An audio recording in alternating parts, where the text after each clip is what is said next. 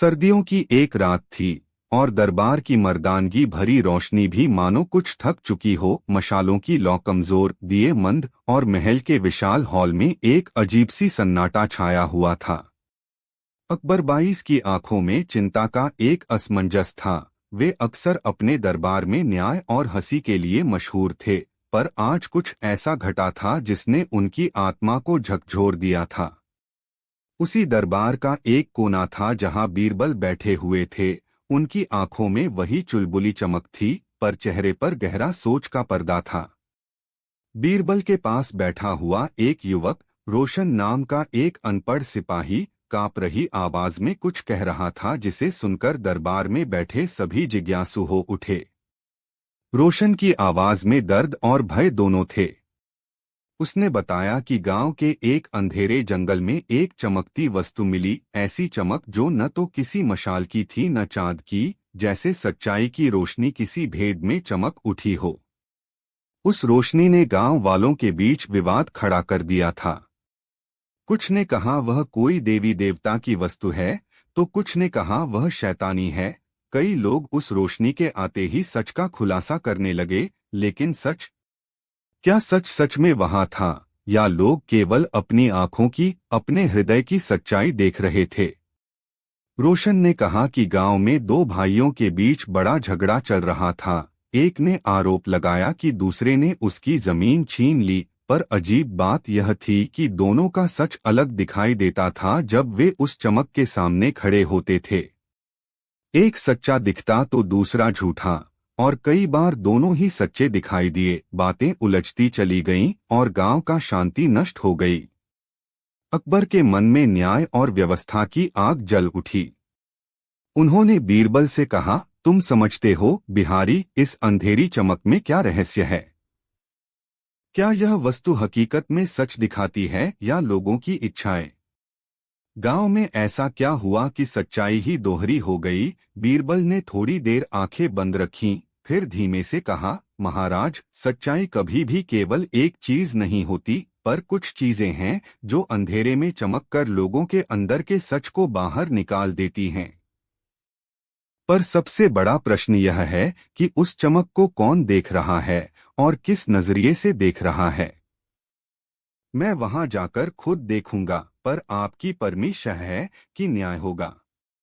अकबर ने वही शह दे दी और अगले दिन पूरे दरबार की सेना के साथ बीरबल और रोशन गांव की ओर चल पड़े। वहां पहुंचा तो अंधेरे जंगल की चौहार खाली पड़ी थी। गांव में लोगों के चेहरों पर थकान, डर और उत्सुकता का अजीब मिश्रण था। बीरबल ने सीधे उस जगह का रुख किया जहां रोशन ने चमक देखी थी। गहरी रात थी, पर अचानक उन्होंने देखा एक सूक्ष्म पर लगातार चमकता हुआ अंश जमीन पर थिरक रहा था, जैसे कोई छोटा तारा पेड़ों के बीच गिरा हो और जमीन से बोलने लगा हो। बील और झाड़ियों की गंध के बीच बीरबल ने अपने चतुर मुंह से कहा, जो भी इस रोशनी के पास आया सच का हिस्सा देखता है, पर क्यों अलग अलग? चलो पहले गांव वालों की बातें सुनी जाएं। गांव के सरपंच ने कहा कि उस चमक ने उनके छोटे छोटे पापों को उजागर किया, उनके मन में छुपी लालच की बातों को, परंतु उसने भी कहा कि इस चमक ने गांव की झूठी भावनाओं को मिटा दिया। एक बूढ़ी औरत ने आंसू छलकाते हुए कहा कि उसकी बेटी को कोई छुपकर प्रेम का पत्र दे रहा था और चमक की रोशनी में उसने उस पत्र के लेखक का चेहरा देखा। परंतु उसी रात गांव के कच्चे पक्के मोहल्ले में किसी ने कहा कि उसने तब अपनी आंखों से अपने घर के कुहनी पर लगी कीलें देखीं, वे कि किसी दूसरे में चली गई थीं। वह आदमी किसी और का मीठा दिखने लगा। सबकी वाणी बेचैन और मन में अंदर की बातें लेकर भटक रही थीं। बीरबल ने गांव के दोनों भाइयों से बात की। पहला भाई महेश एक कड़ा और नम्र किसान था, जिसे गांव वाले सच्चे मन से जानते थे। दूसरा रामेश ऊर्जावान और तीव्रमन वाला युवक था, जिसे कुछ लोग लालची कहने लगे थे। दोनों ने अपनी अपनी बातों में सच्चाई की ऐसी परतें बखान की कि बीरबल क्षण भर के लिए चकरा गए।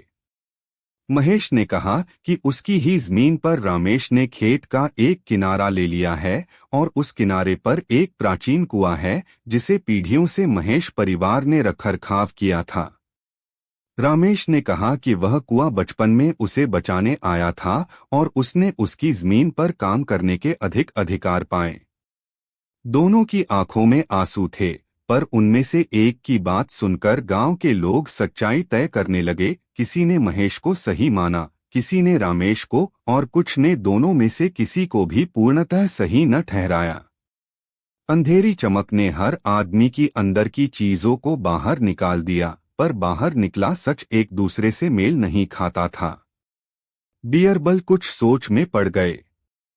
उन्होंने गांव वालों को एकांत में बुलाया और कहा, मैं इस चमक के पास नहीं खड़ा होकर किसी का दोष तय करूंगा, मैं इस चमक को समझूंगा।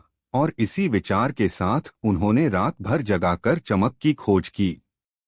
दमकती रोशनी उन दोनों भाइयों के बीच के पुराने किस्सों में घुली हुई थी। एक बार रामेश ने महेश की मां की मदद की थी, पर फिर भी गांव में अफवाहें उड़ती रहीं। बीरबल ने सोचा कि शायद यह रोशनी केवल एक पिंड नहीं है, यह किसी उस चीज की प्रतीक है जो लोगों की आंखों में सच्चाई के पर्दे को हिला देती है। एक ऐसा दर्पण जो अंधेरे में चमककर लोगों की आत्माओं की परतों को दिखा देता है। वहां से लौटकर जब बीरबल दरबार पहुंचे, उन्होंने एक योजना बनाई। उन्होंने अंदर की सूचनाएं इकट्ठी की और गांव के दोनों भाइयों से फिर मिलने का कार्यक्रम रखा। पर इस बार केवल वे दोनों नहीं थे, उनके साक्ष्यों के कुछ पुरालेख, खेत के नक्शे और उस कुएं के पुराने बर्तनों के निशान भी साथ लाए गए। बीरबल जानते थे कि सच को उजागर करने के लिए केवल आत्माओं की रोशनी नहीं पर्याप्त है, हमें ठोस सबूत भी चाहिए। उन्होंने दोनों भाइयों को दरबार में खड़ा करवाया और कहा, आज इस अंधेरे में चमकने वाली सच्चाई की जगह हम उजाले में बैठकर देखेंगे। जो सत्य है उसे सबूतों के साथ सामने लाया जाएगा। पर बीच में अटकाव तब हुआ जब रामेश ने क्रोधित होकर कहा, यह चमक हमारे बीच क्या ला रही है? वह वहां खड़ी हुई रोशनी मुझे उस रात की याद दिलाती है जब मेरे पिताजी ने मुझे बचाया था, पर वह मुझे और अधिक ताकत देती है और लोग मुझे शक की नजरों से देखना शुरू कर देते हैं। महेश की आंखों में गुस्सा उभरा और उसने कहा कि वह चमक मेरे लिए माँ का चेहरा दिखाती है, उसकी मेहनत, उसके आंसू, और जब मैं उस चमक के सामने खड़ा था तो मुझे लगा कि मेरा हर दर्द सच है, पर ये लोग मुझे दोषी ठहरा रहे हैं। दोनों की सदियों पुरानी यादों में अंधेरा और रोशनी एक साथ बिखरी थी। बीरबल ने ध्यान से सुना और फिर कहा, सच उन आंखों में चमकता है जो उसे देखती हैं, पर क्या वह सच न्याय के काबिल है? दरबार ने मौन रखा। बीरबल ने कहा, हम रोशनी से नहीं, तथ्यों से निर्णय लेंगे। उन्होंने गांव के पुरातन अभिलेखों की तलाशी शुरू की। किसी जमाने में उस कुएं के पास एक छोटी सी मंदिर सी जगह थी, जहां गांव के 3 बड़े पुजारी बैठकर न्याय करते थे। वहां कुछ दस्तावेज मिले जिनमें लिखा था कि खेत के उस टुकड़े पर पहले एक कुबेर का चिन्ह था, जो समय बदलने पर किस्सों में खो गया। पर दस्तावेजों में एक मुख्य बात थी, कुबेर की मुहर, जो कि एक छोटे तांबे के थाल पर उकेरी गई थी, कुएं के पास गिरी हुई लिखी मिली थी। बीरबल ने ध्यान से देखा, उस तांबे के थाल पर निशान स्पष्ट थे, पर एक उल्टा निशान उस थाल पर किसी ने दबा दिया था, जैसे किसी ने मुहर अलग भाव से लगाया हो। क्या कोई जानबूझकर इतिहास बदलने की कोशिश कर रहा था? बी के आगे की छानबीन में बीरबल ने गांव के कुछ बुजुर्गों से पुरानी कहानियां सुनवाईं। कहानी ऐसी निकली कि किसी पुराने समय में 2 भाइयों ने मिलकर उस कुएं की रक्षा की थी, पर समय के साथ अधिकार बतौर जमीन बांटने में विवाद हुआ। एक दिन चोरों ने कुएं से चांदी निकाल ली और गांव में झगड़ा शुरू हो गया। उस समय गांव का एक जिल्लेदार साहिब आया और उसने 3 हिस्सों में जमीन बांट दी, पर दिल में शिकायत बनी रही। बीरबल को लगा कि इस कहानी में कोई छिपा हुआ धागा है जो आज भी उलझा हुआ है। फिर एक शाम जब चांद ढलने लगा और महल की दीवारों पर नीला उजाला पड़ता था, बीरबल ने एक सपना देखा। सपने में वह उसी अंधेरी चमक के सामने खड़े थे और रोशनी ने उन्हें कहा, मैं केवल परछाइयों को छूती हूँ, पर परछाइयों के पीछे जो नाम है वह बदल नहीं सकती। बीरबल ने सपने में उस आवाज को पकड़ा, वह सरल और स्थिर थी। वे जागे और समझ गए कि जिस चीज को वे चमक समझ रहे थे वह वस्तुतः किसी अतीत की याद या प्रतीक हो सकती है, एक ऐसा प्रतीक जो लोगों के भीतर छिपे सच को उजागर कर देता है, पर न्याय और सबूतों को उसकी जगह पर रखना भी बेहद जरूरी है। बीरबल ने अपनी योजना बदली। उन्होंने गांव के दोनों भाइयों को बुलाया और कहा, यदि इस चमक से आपके भीतर जो सच्चाई बाहर आ रही है वह अतीत से जुड़ी है, तो हमें अतीत की परतों को खोलना होगा, पर झूठ और सच के बीच की सीमाएं केवल रोशनी से नहीं, तथ्यों से तय होंगी। उन्होंने दोनों भाइयों से पूछा कि उस तरह के तांबे के थाल का पीछा किसने किया और उस मुहर का असली मालिक कौन था। रमेश का चेहरा गंभीर हो गया और उसने धीरे से बताया कि उसकी दादी ने एक कबाड़िया को वह थाल वर्षों पहले दिया था और वह थाल किसी तरह से गायब हो गया। बीरबल ने तुरंत गांव के कबाड़ी से पूछताछ की और पता चला कि थाल को बेचने के बाद कुछ हिस्सों अलग हो गए थे और जो बचा था वह एक कारीगर के पास चला गया था। वह कारीगर अब शहर में था, पर उसने तब एक विशेष चिन्ह किसी ग्रामीण चौकीदार के पास छोड़ा था। इस तरह धीरे धीरे घटनाएं जुड़ती चली गईं और बीरबल ने हर कड़ी पर ध्यान दिया। उन्होंने देखा कि जहां चमक लोगों के भीतर के सच को दिखाती है वहां लोग अपने अपने दर्द और लालच को भी सच मान बैठते हैं। किसी ने अपनी नफरत को सच्चाई का आवरण दे दिया तो किसी ने अपनी पीड़ा को रोशनी की शक्ति मान लिया। बीरबल ने गांव वालों को समझाया कि रोशनी उन्हें प्रतिबिंब दिखाती है, पर वह प्रतिबिंब यदि किसी के असली दावे से मेल नहीं खाता तो उसे रोशनी का बहाना बनाना अपराध है। पर सबसे बड़ा मोड़ तब आया जब एक रात महल के अंदर किसी ने चुपके से सदन की झलकियों में से कुछ फुसफुसाया, एक गूंजदार आवाज जिसमें पश्चाताप और भय दोनों मिले हुए थे। वह आवाज गांव के ही एक पुराने चौकीदार हरिओम की थी। हरिओम ने दरबार में आते ही सिर झुकाया और कहा, महाराज, सच में कहना चाहता हूं, पर डरता था कि लोग नहीं मानेंगे। उस तांबे के थाल की असली मुहर मैंने बदल दी थी। मैंने उसे अपने मालिक की इच्छा से अलग रखा था क्योंकि मैं जानता था कि दोनों भाइयों के बीच विवाद और परिवार टूट जाएगा। मैंने सोचा कि यदि मुहर बदल दी जाए तो कोई अदालती लड़ाई न हो और गांव शांत रहे। पर अब देख रहा हूं कि मेरी यह चुपके की हरकत गांव को और जटिल बना रही है। वह चमक लोगों के भीतर छुपे सच को बाहर ला रही है और सच से भागकर मैंने वही कर दिया जिससे सच और गहरा हो गया। हरिओम की आंखों में पश्चाताप की लकीरें थीं, उसकी आवाज टूट रही थी। दरबार गूंजा। अकबर की आंखों में न केवल न्याय की आग थी बल्कि करुणा की लपक भी। बीरबल ने धीरे से कहा, हरिओम, जो तुमने किया वह इरादतन सही नहीं था। तुमने सच को छुपाकर गांव को क्षति पहुंचाई, पर तुम्हारे पीछे का मकसद शांति था। दोष और नेति के बीच फर्क समझना अब हमारा काम है। हरिओम ने आंसू बहाकर अपने किए की सजा मांगी। पर बीरबल के मन में एक और सवाल था, क्या सच की चमक उस रात केवल पुरानी असमंजसता को उजागर कर रही थी या किसी ने जानबूझकर उसे गांव में फैलाया था। जांच आगे बढ़ी और धीरे धीरे उस चमक की कहानी खुलने लगी। वह कोई जादुई वस्तु नहीं थी बल्कि गांव की एक पुरानी शीशानुकीली चीज थी जिस पर महीनों से रखी गई धूल और स्याही ने ऐसी परछाई बना दी थी कि किसी विशेष रोशनी में वह आभा उत्पन्न कर देती थी। पर बीरबल ने यह भी देखा कि हवाओं में घुलती अफवाहें और लोगों की अपनी अपनी भावनाएं उसे एक अलौकिक रूप दे रही थीं। अंधेरे में चमकना केवल वस्तु का गुण नहीं, यह लोगों की कल्पनाओं और संतापों का भी परिणाम था। बीरबल ने गांव वालों को समझाया कि वस्तु केवल एक कारण थी, असली वजह मानव मन की अतृप्त इच्छाएं और डर थे। उन्होंने कहा कि जब लोग अपनी आंखों के सामने कुछ देखना चाहेंगे तो वे उसे सच मान लेंगे, चाहे वह कितना भी अवास्तविक क्यों न हो। अंततः बीरबल ने न्याय का फैसला दिया। उनने हरिओम को सार्वजनिक रूप से माफ करने के साथ साथ गांव में एक शिक्षा आरंभ करने का प्रस्ताव रखा। लोग आपसी बातों को खुलकर रखें, पर छूटे हुए दस्तावेजों और पुरालेखों की जांच इस तरह रखें कि ऐतिहासिक साक्ष्यों की मान्यता बनी रहे। महेश और रामेश को भी समझाया गया कि जमीन और रिश्तों के बीच तुलना में रिश्ते अधिक महत्वपूर्ण हैं। भूमि को विवाद का कारण नहीं बनने देना चाहिए।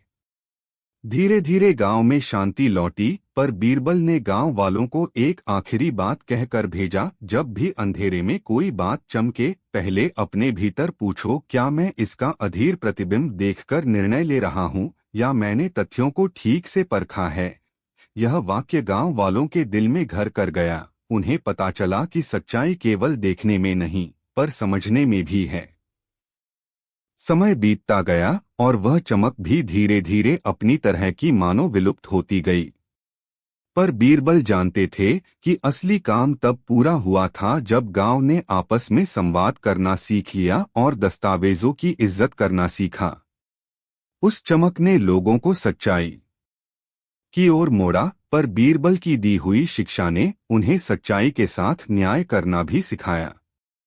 अकबर ने भी बीरबल की समझदारी और करुणा की तारीफ की। उन्होंने कहा कि बीरबल ने केवल एक रहस्य हल नहीं किया, बल्कि लोगों के अंदर के अंधेरे को रोशनी के साथ समझने का तरीका सिखा दिया। कई साल बाद जब महल की दीवारों पर समय की लकीरें और गहरे हो चलीं, तब भी बीरबल की यह कहानी गांव-गांव गूंजती रही। बच्चे चमक के किस्से सुनकर डरते और उत्सुक होते, बूढ़े लोग उसे पुरानी चेतावनी मानते कि आंखों में देखी हर चीज सच्ची नहीं होती। पर उन सब की जुबान पर एक ही बात रहती, सच्चाई की चमक तब तक अर्थहीन है जब तक हम उसे समझने की कोशिश न करें। बीरबल की सबक ने यह स्पष्ट किया कि अंधेरे में चमकती सच्चाई स्वयं तो खूबसूरत है, पर उसका सही गलत विवेक मनुष्य के हाथ में होता है, और विवेक तभी बनता है जब हम निष्ठा, सबूत और दया के साथ देखना सीख लें। रात के खात्मे पर अकबर अपनी खिड़की से उस गांव की ओर देखा जहां बीरबल ने न्याय की मशाल जलाई थी। उन्होंने सोचा कि यह दुनिया कितनी अजीब है, कभी सत्य उजला होता है, कभी अंधेरा, पर बीच में यदि कोई इंसान संवेदनशीलता और बुद्धि से खड़ा हो तो चाहे अंधेरा कितना भी गहरा हो, सच्चाई की रोशनी कभी न कभी चमककर सब कुछ सही कर देती है। बीरबल ने आंधी धूल भरी दुनिया में यह सिखा दिया था कि सच्चाई को समझने के लिए आंखों के साथ दिल और दिमाग का प्रयोग करना जरूरी है। और यही बात समय की बाजीगरियों के बीच भी स्थिर बनी रही। जैसे रोशनी अंधेरे में चमकती है, वैसे ही सच्चाई भी तब उजागर होती है जब कोई उसे सूझबूझ से देखना चाहता है। कहानियां बदलती रहीं, पर बीरबल और उस अंधेरे में चमकती सच्चाई की बातें अमर हो गईं। हर बार जब कोई गांव किसी रहस्य का सामना करता, किसी भूल भुलिया में फंस जाता, लोग बीरबल की बात याद करते और कहते, पहले देखो फिर भरोसा करो, पहले जांचो फिर फैसला करो, और सबसे महत्वपूर्ण, इंसानियत को कभी अपने निर्णय से बाहर न रखो। इस प्रकार अंधेरे में चमकती सच्चाई ने लोगों को तब तक रोशन किया जब तक वे खुद रोशनी के अर्थ को समझने के लिए तैयार रहे। और बीरबल अपनी मुस्कान के साथ फिर किसी नए सवाल की तरफ निकल पड़ते, क्योंकि जहां प्रश्न होते हैं वहां उत्तर की रोशनी भी किसी रोज चमक कर दिखाई देती है। कहानी नंबर 2। ठंड की एक धीमी शाम थी जब आग की लपटें महल के बड़े हॉल में भी कड़क से सुनाई देने लगीं। अकबर अपने सिंहासन पर बैठे थे, पर आज उनकी आंखों में वह शहमत चमक नहीं थी जो उन्हें सदैव दरबार में एक अद्वितीय विश्वास दिलाती। उन दिनों राज्य में संकट के बाद संकट घिर आया था। न केवल बाहरी दुश्मन कतारबद्ध थे, बल्कि दरबार के भीतर की राजनीति ने भी अपने दांत दिखाए थे। अकबर का मन भारी था, क्योंकि वह महसूस कर रहे थे कि उनकी निर्णय शक्ति पर धुंधला सा असर पड़ गया है। वे चाहते थे कि उनकी आखिरी अवधि में उनके राज्य का नाम, न्याय और प्रतिष्ठा दोनों में चमके, पर किस्मत कुछ और कहती थी। वही बीरबल अपनी सामान्य सहजता और थोड़ी सखरी छवियों के साथ अंधेरे की ओर एक विशेष सावधानी लिए बैठा था। बीरबल को पता था, कभी कभी एक छोटी सी भूल कितनी बड़ी लहर पैदा कर देती है। उस गलती की जड़ें दरअसल एक नाजुक पारिवारिक मामला थी। दरबार के एक प्रमुख अधिकारी, जो अकबर के भरोसेमंद सैनिकों में शुमार थे, के परिवार में जमीन का विवाद उभर आया था।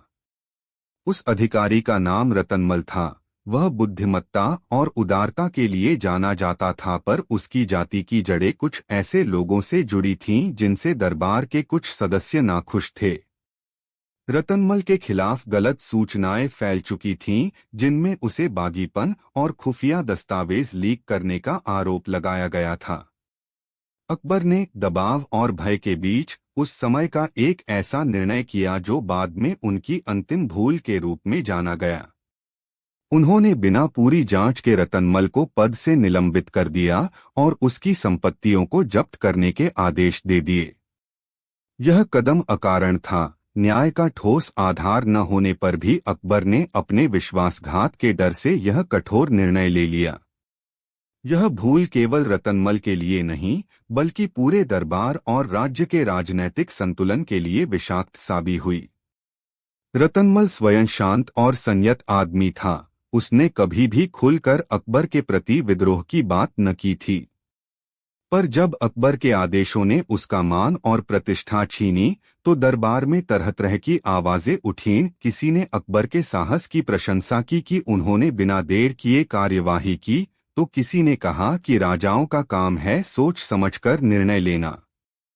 पर सबसे ज्यादा खतरनाक बात यह थी कि रतनमल के पक्ष में कुछ ऐसे दस्तावेज मौजूद थे जो उसके निलंबन के आदेश को झूठा साबित कर सकते थे, पर वे दस्तावेज गुप्त स्थानों में बिखरे हुए थे और कई लोगों के हाथों बदल चुके थे।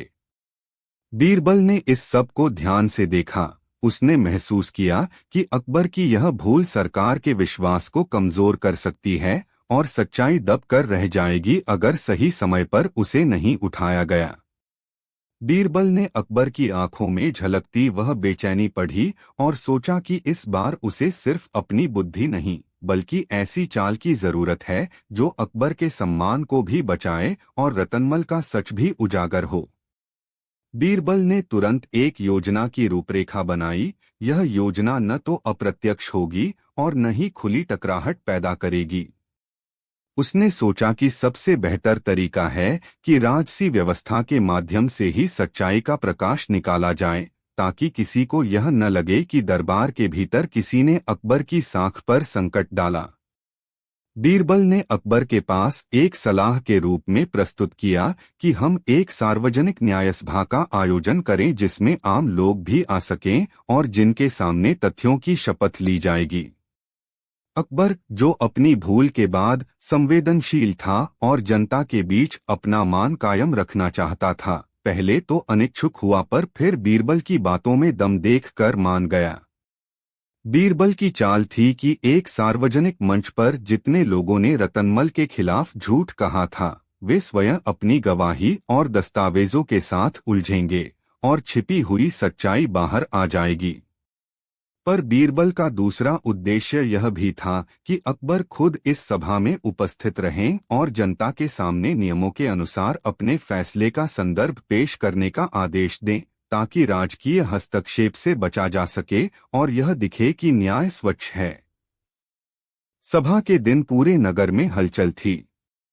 लोग उत्सुक थे कि क्या सच सामने आएगा और क्या राजा की गलती को स्वीकार किया जाएगा। रतनमल सार्वजनिक रूप से आकर बैठा रहा। उसके चेहरे पर एक शांतता थी, पर आंखों में घाव का निशान था। बीरबल ने शिष्टाचार के साथ मंच संभाला और सभा को बताया कि इस मंच पर हर वह दस्तावेज और गवाही प्रस्तुत की जाएगी जो किसी के निर्णय को प्रभावित कर सकती है। कुछ दरबारी आज भी अकबर के निर्णय को सही ठहराने आए थे। उनमें से कई ने शपथ पत्र जमा कर दिए। पर जब बीरबल ने मंच पर दस्तावेजों की जांच शुरू करवाई, तब कुछ अजीब सच्चाई उभर कर आई। कई हस्ताक्षर फर्जी पाए गए, कुछ मुहरें बदली हुई मिलीं और कुछ गवाहों ने चौंकाने वाले खुलासे किए कि उन्हें दबाव में आकर झूठ बोलने के लिए मजबूर किया गया था।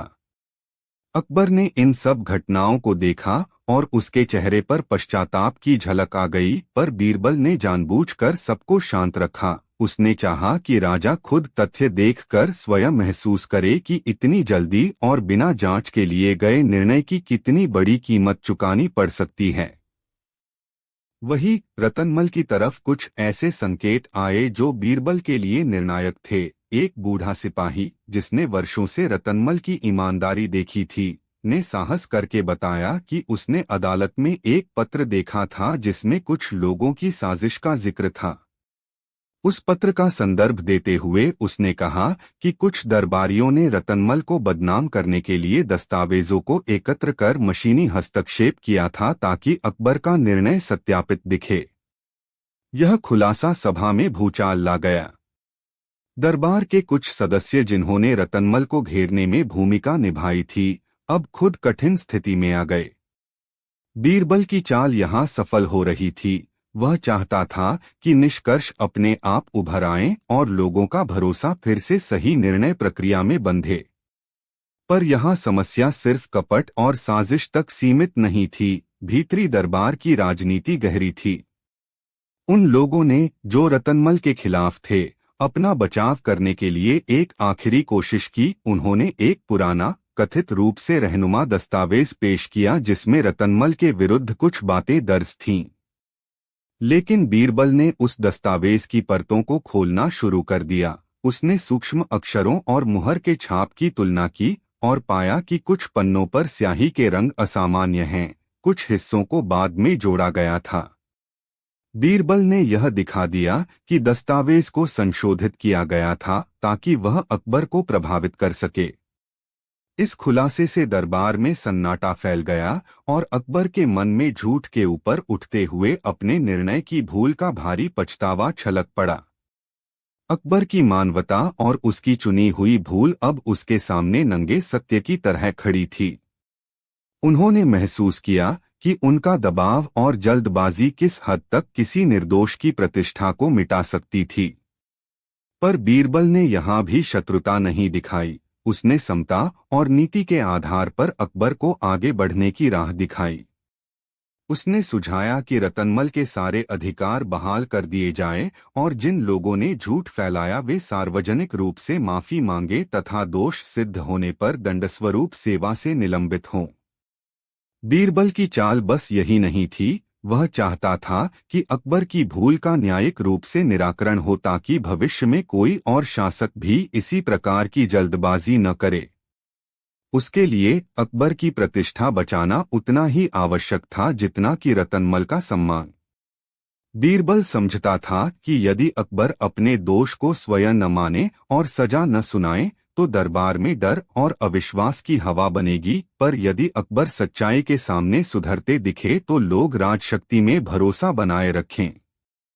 सभा के समापन पर अकबर ने सार्वजनिक रूप से स्वीकार किया कि उसने जल्दबाजी में निर्णय लिया था और उसने रतनमल से माफी मांगने के साथ अपने आदेश वापस ले लिए।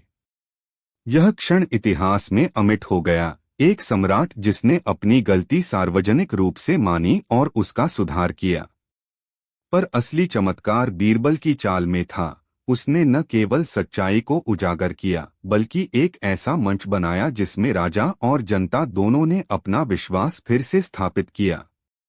दरबार के कुछ ऐसे सदस्य जो साजिश में शामिल थे अब शर्मिंदगी में डूब गए और अकबर ने उन्हें शपथ और अदालत के आदेशों के मुताबिक दंडित किया। रतनमल का पुनर्स्थापन हुआ, पर उसके अंदर की चोट गहरी थी। उसने जाना कि सत्ता की हवा कितनी शातिर होती है और किस तरह लोग अपने स्वार्थ के लिए अन्याय कर बैठते हैं। बीरबल ने उसे समझाया कि क्षमा और न्याय दोनों की आवश्यकता है। रतनमल ने धीरे धीरे नया जीवन अपनाया और अपने कर्तव्यों के प्रति फिर गंभीरता दिखाने लगा। समय बीतता गया, पर अकबर के उस आखिरी भूल की गूंज दूर दूर तक सुनाई दी। कुछ लोग कहते रहे कि एक राजा जो अपनी आखिरी अवधि में ऐसी गलती कर गया वह कमजोर हुआ, पर बीरबल की चाल ने इस धारणा को ही बदल दिया। वह दिखा गया कि गलती करना मानवता का हिस्सा है, पर उसे स्वीकार कर ठीक करना और भी मानवता है। बीरबल ने अकबर को यह भी समझाया कि सच्चा शासन वही है जिसमें न्याय की प्रक्रिया पारदर्शी हो, इससे आशंका और अफवाहें कम होती हैं। बीरबल की बुद्धि केवल चालाकी नहीं थी, उसमें संवेदना, समय की समझ और मानव हृदय की गुमनाम गहराइयां पढ़ने का हुनर भी था। यही हुनर उसे अकबर के लिए अनमोल बना देता था, क्योंकि वह केवल एक सलाहकार नहीं था, बल्कि एक ऐसा दर्पण था जो शासक के लिए उसकी आत्मा के दोष और गुण दोनों दिखा देता था। वह भूल और उसकी भरपाई केवल दरबार तक सीमित न रही। अकबर ने उस अनुभव से राज्य में कई सुधार लागू किए। नए नियम बने कि किसी भी व्यक्ति के विरुद्ध आरोपों की जांच तुरंत और निष्पक्ष रूप से की जाएगी और कोई भी दस्तावेज बिना प्रमाणीकरण के निर्णायक नहीं होगा। बीरबल ने इसके साथ ही सूझबूझ से सलाह दी कि शिक्षा और प्रशासन में अधिक पारदर्शिता लाई जाए, ताकि जनता को यह भरोसा मिले कि राजा केवल ताकत नहीं, पर न्याय का प्रतीक भी है। इन कदमों ने साम्राज्य को स्थिर किया और लोगों के बीच विश्वास की एक नई लहर दौड़ गई, यहाँ तक कि उन दरबारियों की भी जिनके मन में कभी राजा के निर्णय के प्रति संशय था। उन्होंने अकबर की नीतियों में बदलाव को सराहा। कई वर्षों के बाद जब अकबर धीरे धीरे अपनी शासन कुर्सी से हटने की सोचने लगे, तब भी बीरबल उनकी सबसे करीबी और आवश्यक शख्सियत बना रहा। सबने देखा कि किस तरह एक छोटी सी भूल ने राज्य की धड़कन में कांप पैदा कर दी और किस तरह बीरबल की चाल ने उसे संभाला। इतिहासकारों ने इसे एक सबक के रूप में लिखा कि शासक की अंतर्मुखी कमजोरी को बुद्धिमत्ता और सहानुभूति से कैसे ठीक किया जा सकता है। पर बीरबल की सच्ची सफलता यह थी कि उसने अकबर को यह सिखा दिया कि शर्मिंदगी और मानहानि को स्वीकार करना कोई नीचता नहीं, पर एक महान गुण है, क्योंकि जब एक शासक अपनी गलती स्वीकार कर लेता है, तब वह जनता के दिल के करीब चला आता है। आखिर में यह कहानी सिर्फ अकबर की भूल या बीरबल की चाल की नहीं रह गई, यह उन अनगिनत लघु घटनाओं की भी कहानी बन गई जिनमें लोगों ने अपने स्वार्थों के चलते सच्चाई को मोड़ने की कोशिश की, पर बीरबल ने यह सिखाया कि सत्य को मोड़ना आसान है, पर उसे उजागर कर सही राह पर लौटाना मुश्किल पर संभव है। अकबर की अंतिम भूल ने उसे एक सीख दिया जो किसी भी अन्य विजय से अधिक मूल्यवान था। वह गया कि शक्ति और दया साथ साथ होनी चाहिए, और यदि कभी शक्ति ने भूल की तो दया और न्याय से उसे सही किया जा सकता है। बीरबल का नाम उसी तरह महल की दीवारों पर और लोगों की कहानियों में अमर रहा। वह चालाक, चुटीला, पर अंतर्मुखी और दयालु सलाहकार जिसने न केवल राजा को बल्कि राज्य को भी बचाया। कहानी नंबर 3। नोट: आपने 10,000 शब्द मांगे थे। टेक्निकल सीमाओं के कारण मैं पूरा 10,000 शब्द एक ही संदेश में नहीं दे पा रहा। नीचे लंबी, निरंतर और पूर्णतः कहानी पेश कर रहा हूँ। यदि आप चाहें, मैं अगले संदेशों में शेष जोड़ देती हूँ। ठंडी हवा में दरबार की दीवारें मानव की तरह कांप रही थीं और महल के अंदर हंसी खुशी की वह नियत गूंज किसी अजनबी संकट की आहट से कहीं ज्यादा परेशान कर रही थी। अकबर के दरबार में हर दिन तरह तरह की हंसी सुनने को मिलती थी, कभी किसी छोटी सी मिस्कीन का जोक, कभी किसी कवि की तुकबंदी, पर उस सर्द शाम की हंसी कुछ अलग थी। वह हंसी दिल चीर देती थी, जैसे किसी ने अचानक किसी पुराने घाव के ऊपर नमक छिड़क दिया हो, और वह हंसी केवल कानों को नहीं, हृदय को चीरती थी। लोग पहले तो मुस्कुराकर उसका मजाक उड़ाते, पर धीरे धीरे समझने लगे कि जो हंसी है वह सिर्फ शोर नहीं, वह किसी बात की सच्चाई का उद्घोष कर रही है, उनकी झूठी मुस्कान के पीछे का सच बाहर निकाल रही है। बीरबल उस दिन दरबार में शांत बैठे थे। उनकी आंखों में सामान्य कीर्तिमान के साथ चिंता की एक महीन लकीर नजर आ रही थी। दुर्लभ अवसरों पर ही बीरबल की बुद्धि इतनी ज्वलंत हो उठती कि वह महल की दीवारों को भी चेतावनी दे दे। आज ऐसा ही कुछ था। लोग अक्सर कहते थे कि बीरबल के बिना दरबार अधूरा है, लेकिन आजकल कई लोग बीरबल की बातों को हल्के में ले रहे थे। कुछ दरबारी अपनी असुरक्षा छुपाने के लिए हंस रहे थे, कुछ अपनी सफलता पर तालियां बजा रहे थे, और कुछ दरबार के गलियारों में षड्यंत्र रच रहे थे। उसी दिन दूर से एक अज्ञात कलाकार का पैर महल के दरवाजे तक पहुंचा। एक विक्रमशील पतला सा व्यक्ति जिसकी आंखों में कोई दर्द और होठों पर अजीब सी मुस्कान थी। कलाकार के साथ एक मोटा बस्ता था और उसके कंधों पर बांसुरी टंगी थी। उसने राजा के सामने झुककर कहा कि वह अपने गांव से आता है, जहां उसके पास न तो धन है न कोई नाम, पर उसके पास एक कला है जो किसी को भी हंसा सकती है और किसी का दर्द भी खोल सकती है। अकबर ने उसका मुंह सुलझाने का आदेश दिया। राजा को आनंद आता था लोगों की सहज प्रतिभा पर बीरबल ने उसी क्षण उसकी आंखों में एक छाह देख ली। बीरबल ने देखा कि कलाकार की हंसी में कुछ कड़वाहट थी। वह हंसी न किसी मजाक की हंसी थी न किसी खुशी की, वह हंसी किसी दुख की गूंज थी जिसे वह दूसरों में खोल देना चाहता था। बीरबल ने अपना चिंतन धीमा कर लिया और भीतर ही भीतर योजना सजाई। वह जानता था कि हंसी में जितना सामर्थ्य होता है उतना ही विनाश भी छिपा हो सकता है। कलाकार ने मंच संभाला और बांसुरी की एक हल्की धुन पर अपनी आवाज निकाली। उसकी आवाज शांत थी पर आंखें चमक रही थीं, जैसे कोई बंद कमरा अचानक रोशनी से भर रहा हो। उसने पहले हवा में एक छोटी सी मुस्कान उड़ेली और फिर हंस पड़ा। उसकी हंसी इतनी अनपेक्षित थी कि दरबार में बैठे लोगों की हंसी भी लगभग अनियंत्रित रूप से जुड़ गई। पर उससे निराला था कि जैसे ही उसकी हंसी हवा में घूमी, दरबार के उन कोने कोने के रहस्यों की परतें खुलने लगीं।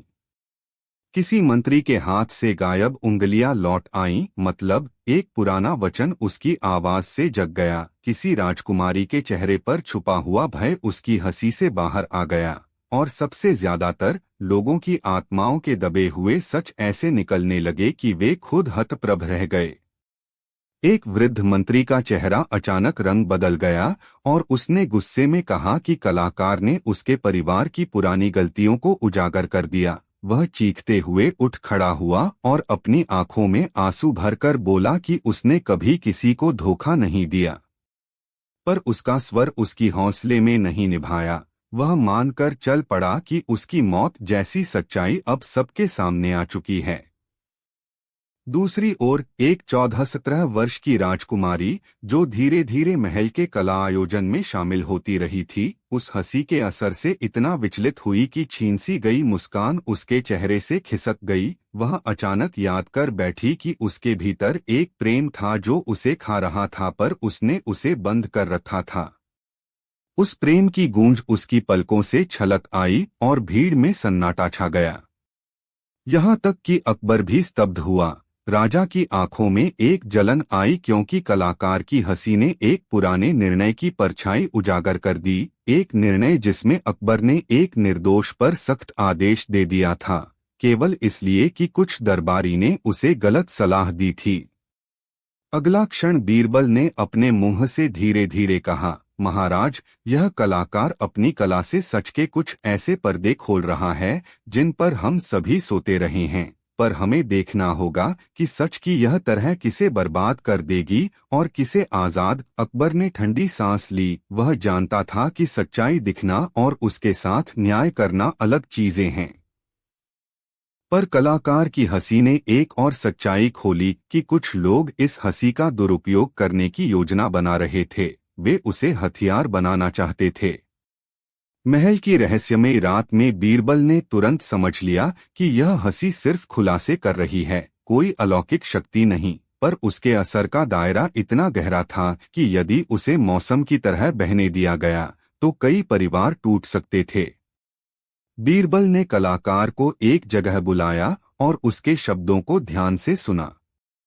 कलाकार बोला, हमारे गांव में मेरा नाम हंसोंडरा था, क्योंकि मेरी हंसी किसी का भी चेहरा मोड़ देती थी, पर जब मैंने बड़ी आंखों से देखा तो जाना कि हंसी सिर्फ आनंद नहीं, वह व्यवस्था भी खोल देती है जिसे लोग छुपाते हैं। मैंने राजमहल सुन रखा था कि यहाँ बहुत कुछ दबा हुआ है, ऐसी हंसी की जरूरत थी जो दिलों से पर्दा हटा दे। बीरबल ने उसकी बातों पर ध्यान दिया और पूछा, तुम्हारा मकसद क्या है? क्या तुम न्याय चाहते हो या बस मजा? कलाकार ने कहा, मेरा मकसद सच्चाई को जीना है, पर मैं नहीं चाहता कि किसी की बर्बादी मेरा कारण बने। बीरबल ने यही बात समझ ली, कलाकार की नीयत सही हो सकती थी पर परिणाम भयंकर थे। बीरबल ने एक चतुर योजना बनाई। वह कलाकार की हंसी की सच्चाई उद्घाटित करने की ताकत को नियंत्रित करना चाहता था, पर वह ऐसा करेगा कि कलाकार का इरादा न बदले और न ही किसी का अपमान हो। उसने कलाकार को राज का एक छोटा काम सौंपा, वह कहे कि अब वह केवल उन्हीं लोगों के सामने हंसे जिनके दिलों में सच्चाई छुपी हुई थी, पर वे स्वयं उसे स्वीकारने को तैयार थे। कलाकार मान गया, पर उसकी हंसी की प्रवृत्ति स्वतंत्र नहीं थी, वह अक्सर अनियंत्रित रूप से फूट पड़ती थी और उस पल में जो कुछ भी छिपा था बाहर आ जाता था। बीरबल ने कुछ नियम बनाए और दरबार में एक नए फेरिस्त की शुरुआत हुई, जहां कलाकार अपनी कला का अभ्यास करेगा और बीरबल खुद देखेंगे कि कौन सी हंसी किसे छेड़ेगी। पर नीति ने खेल बदल दिया। उस रात जब कलाकार महल के एक छोटे से आंगन में अभ्यास कर रहा था, कुछ दरबारियों ने उसकी हंसी को हथियार बनाने की सोची। वे चाहते थे कि कलाकार की हंसी के जरिए जिन सच्चाइयों को वे दबा रहे थे, उन लोगों को बदनाम कर दिया जाए, ताकि उनका राजनीतिक दायरा और अधिक बढ़े। उन दरबारियों ने खेतों में बैठे कुछ नकली गवाहों को बुलाया और साजिश करके कलाकार की हंसी के सामने झूठ बोला, पर कलाकार की हंसी का नियम अजीब था, वह केवल छिपी हुई सच्चाइयों को ही उजागर करती थी, न कि बनावटी झूठ को। इसलिए जब उन साजिशकर्ताओं ने हंसी की मदद से किसी की प्रतिष्ठा गिराने की कोशिश की, तो हंसी ने उनकी नकली कथाओं के पीछे की वे ऊंची नीची इच्छाएं दिखा दी और यह सब कुछ सामने आ गया। उनका लोहरा असफल हो गया और साजिश का भंडाफोड़ हो गया। पर इससे बड़ी आफत आई, क्योंकि कलाकार की हंसी ने उन दरबारियों के अपने छिपे हुए पाप भी खोल दिए, उनके रिश्ते, उनके भय और उनके किन्हीं पुराने अपराधों की परतें हर बार खुलकर सामने आने लगीं। यह सब महल की संगति को हिलाने लगा। एक दरबारिये ने, जिसका नाम अमरथा था, महसूस किया कि उसकी निजी असफलता अब खुलकर सामने आने लगी है। वह जनता के सामने शर्मिंदा हुआ और उसने बीरबल पर आरोप लगाया कि उन्होंने कलाकार की शक्ति को नियंत्रित नहीं किया। भड़के हुए लोग और भी उग्र हो गए, कई ने कलाकार पर हाथ उठाने की बात की। उस समय बीरबल ने साहस दिखाया, उन्होंने कहा, हंसी यदि दिल चीर दे रही है तो उसे बंद करना कष्टदायी होगा, पर हम उसे ढंग से इस्तेमाल कर सकते हैं। हम सच्चाई को नष्ट नहीं कर रहे, हम केवल उसका न्याय कर रहे हैं। बीरबल ने कलाकार से कहा कि वह अब सार्वजनिक मंच पर आए और वे जो भी सत्य खुले उसे प्रमाण के साथ पेश किया जाएगा।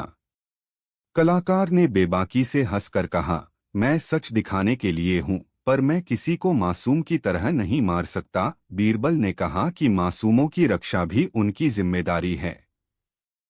सभा बुलाई गई और कलाकार मंच पर आया। उसने एक ऐसा हास्य प्रस्तुत किया जो पहले की तुलना में अलग था। वह सीधे लोगों के जीवन में छुपे संकटों की तरफ इशारा करता, पर कोई नाम नहीं लेता। लोग खुद खुद अपने आप पर सोचने लगे। कुछ ने अपने किए पर शर्मिंदा होकर सिर नीचे किया, कुछ ने आंसू बहाए और कुछ ने अपने रिश्तों को सुधारने की प्रतिज्ञा की। बीरबल की चाल यहाँ सफल हुई। हंसी ने दिलों को चीर दिया, पर उस चीराई से निकला रक्त साफ होने लगा। लोग अपने अपने आचरण पर विचार करने लगे। पर कथा का एक अंधेरा पहलू तब उभरा जब कलाकार की हंसी ने एक पुराने राजदार की आत्मा की परत खोल दी। उस राजदार ने कई वर्ष पूर्व एक जवान सैनिक को फांसी पर चढ़वा दिया था ताकि उसकी कुर्सी मजबूत रहे। उस सैनिक का परिवार आज भी चुप था, पर आज कलाकार की हंसी ने उनके अंदर का दर्द बाहर ला दिया। अचानक महल में उथल पुथल मच गई। लोग रो पड़े, कुछ ने न्याय की मांग की और कुछ ने पुराने घावों पर नमक मंडा दिया। वहां होने वाली चीखों में से कुछ चीखें किसी का प्रतिशोध थीं और कुछ दिल की सूनी पुकार। बीरबल ने निर्णय लिया कि इस मामले में सिर्फ हंसी नहीं, बल्कि कड़ाई से न्याय भी होना चाहिए। उसने पुराने दस्तावेज खोले और तलाश की कि क्या वास्तव में उस सैनिक के खिलाफ गलत फैसला हुआ था। जांच के दौरान कई गूढ़ तथ्य सामने आए। दस्तावेजों में चमक दमक थी, पर वह चमक कई पन्नों में छपी हुई झूठ की स्याही थी। बीरबल ने ठान लिया कि यदि सच में किसी निहत्थे को दोषी ठहराया गया था, तो दोषियों को दंडित किया जाएगा और परिवार को मुआवजा मिलेगा। अकबर ने जनता के सामने अपनी प्रतिक्रिया दी। उन्होंने कहा कि यदि कोई दोष पाया गया तो वह कठोर सजा देंगे, पर साथ ही उनसे भी दया की अपील की कि इतिहास के घावों पर चढ़ाई कर जब हम उनसे निपटते हैं तो हमारे कार्य न्यायसंगत होने चाहिए। जांच से पता चला कि राजदार ने साक्ष्यों में छेड़छाड़ करवाई थी और उसने अपने हित में फैसले करवाए थे। वह पकड़ा गया और दंडित हुआ, पर दंड की प्रक्रिया जो हुई वह भी कड़वी थी, क्योंकि दंड से पहले कई मासूमों का जीवन कठिन हो चुका था और उनका सम्मान मिट गया था। महल में नए सुधार सामने आए। बीरबल ने कहा कि सत्य का खुलना जितना आवश्यक है, उतना ही जरूरी है कि खुले हुए सत्य के साथ सहानुभूति और मर्यादा भी रहे। उन्होंने दरबार में नियम लागू किए कि किसी के व्यक्तिगत जीवन की कहानी को सार्वजनिक रूप से उजागर करने से पहले उसकी मर्यादा और सुरक्षा का ध्यान रखना होगा। हंसी को अब शिक्षा और सुधार का माध्यम बनाया गया। जो व्यक्ति अपनी गलती स्वीकार करते थे, उन्हें अवसर दिया गया। जो नहीं मानते थे, उनकी जिम्मेदारी बढ़ाई गई। पर कहानी यहीं समाप्त नहीं हुई। कलाकार, जो कभी हंसी के माध्यम से दिल चीर देता था, अब खुद उन भावनाओं का शिकार हुआ। उस दिन उसने देखा कि उसकी हंसी ने कई घरों को तोड़ दिया और कई रिश्तों को नामुराद बना दिया। वह रातों में जगकर सोचता कि क्या उसकी कला शांति लाई या तकरार। उसने बीरबल से कहा, मैंने सोचा था कि हंसी सच्चाई लाएगी और लोगों को आजाद करेगी, पर मैंने देखा कि सच्चाई के साथ क्रूरता भी आती है। बीरबल ने उसे समझाया, तुम्हारी कला ने सच्चाई निकाली, पर वस्तुतः सच्चाई तो पहले से थी। तुमने केवल उसकी आवाज दी। अब हमारी जिम्मेदारी उस आवाज को सुनकर उसे सही मार्ग पर लगाना है। कलाकार ने ठान लिया कि वह अब केवल उन्हीं हंसियों का उपयोग करेगा जिनसे लोगों को अपनी गलती सुधारने का अवसर मिले और जिनसे कोई अवांछित आघात न पहुंचे। समय के साथ महल में फिर से संतुलन आया। कई लोग जिन्होंने शुरू में कलाकार की शक्ति का दुरुपयोग किया था, उन्होंने पश्चाताप किया और अपनी गलती मान ली।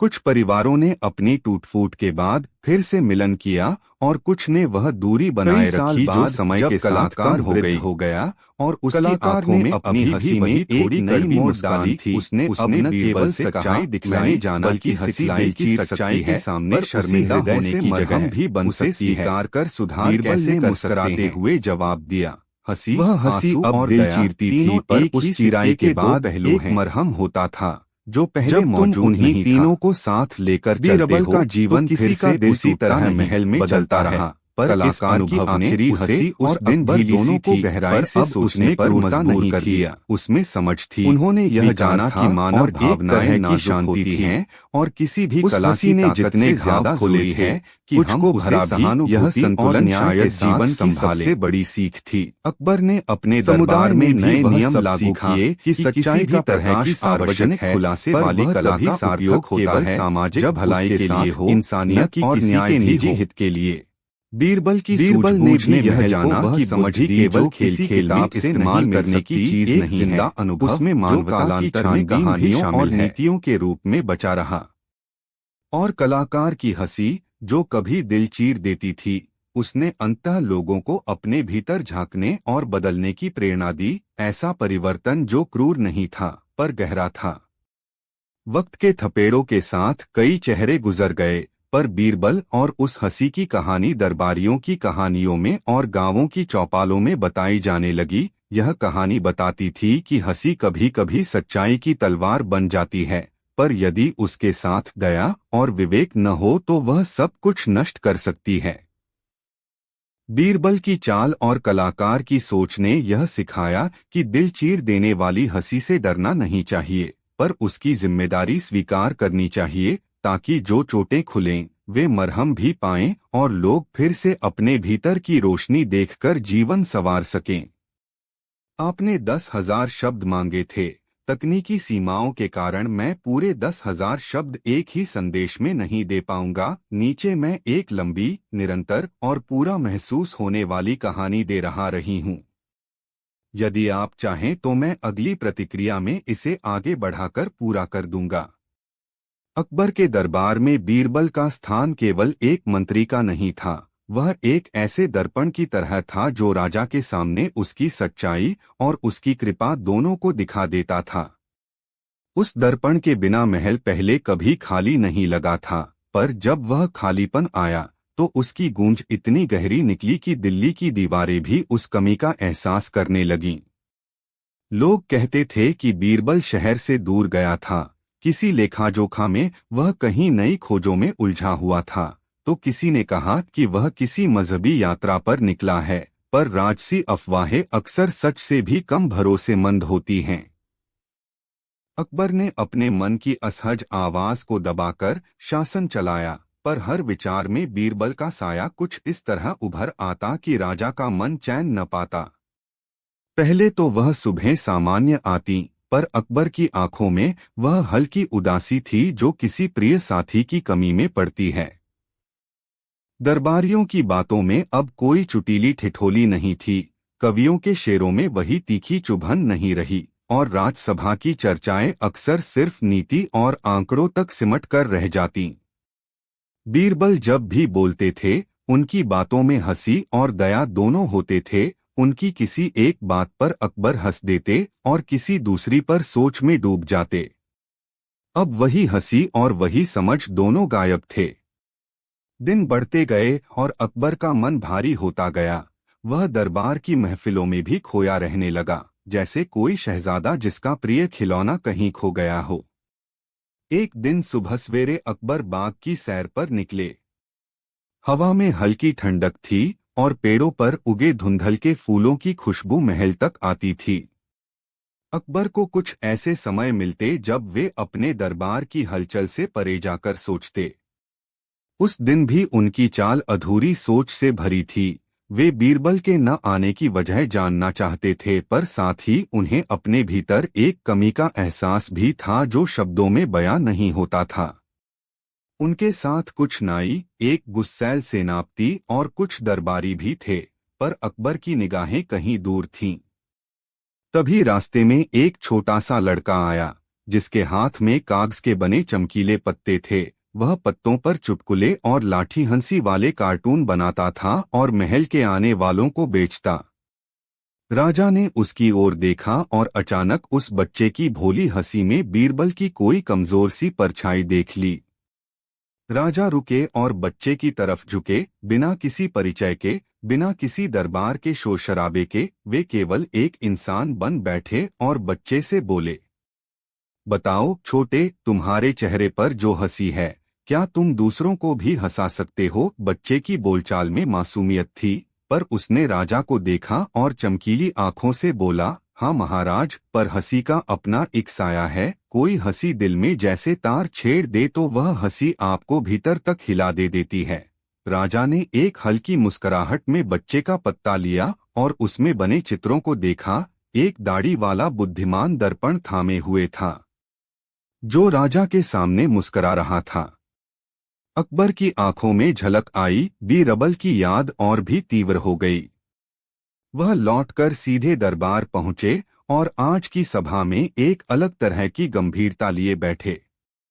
अकबर ने महसूस किया कि कोई खालीपन केवल हवाओं से नहीं भरा जा सकता, उसे पहचानना होगा कि वह कमी क्यों है।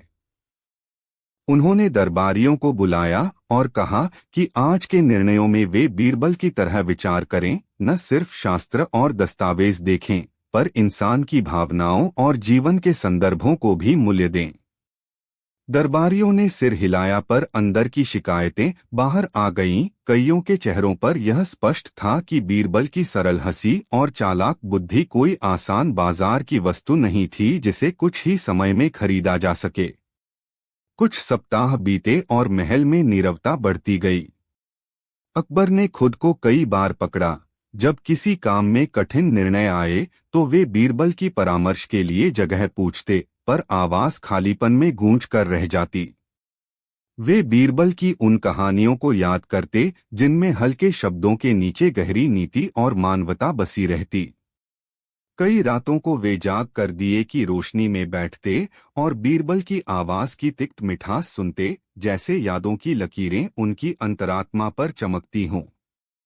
एक बार राज्य के दूर के एक गांव से खबर आई कि वहां के दो किसान, जिनके बीच जमीन का मामूली टुकड़ा का झगड़ा था, आज अदालत में एक दूसरे को दोषी ठहराने के लिए मजबूर किए जा रहे हैं।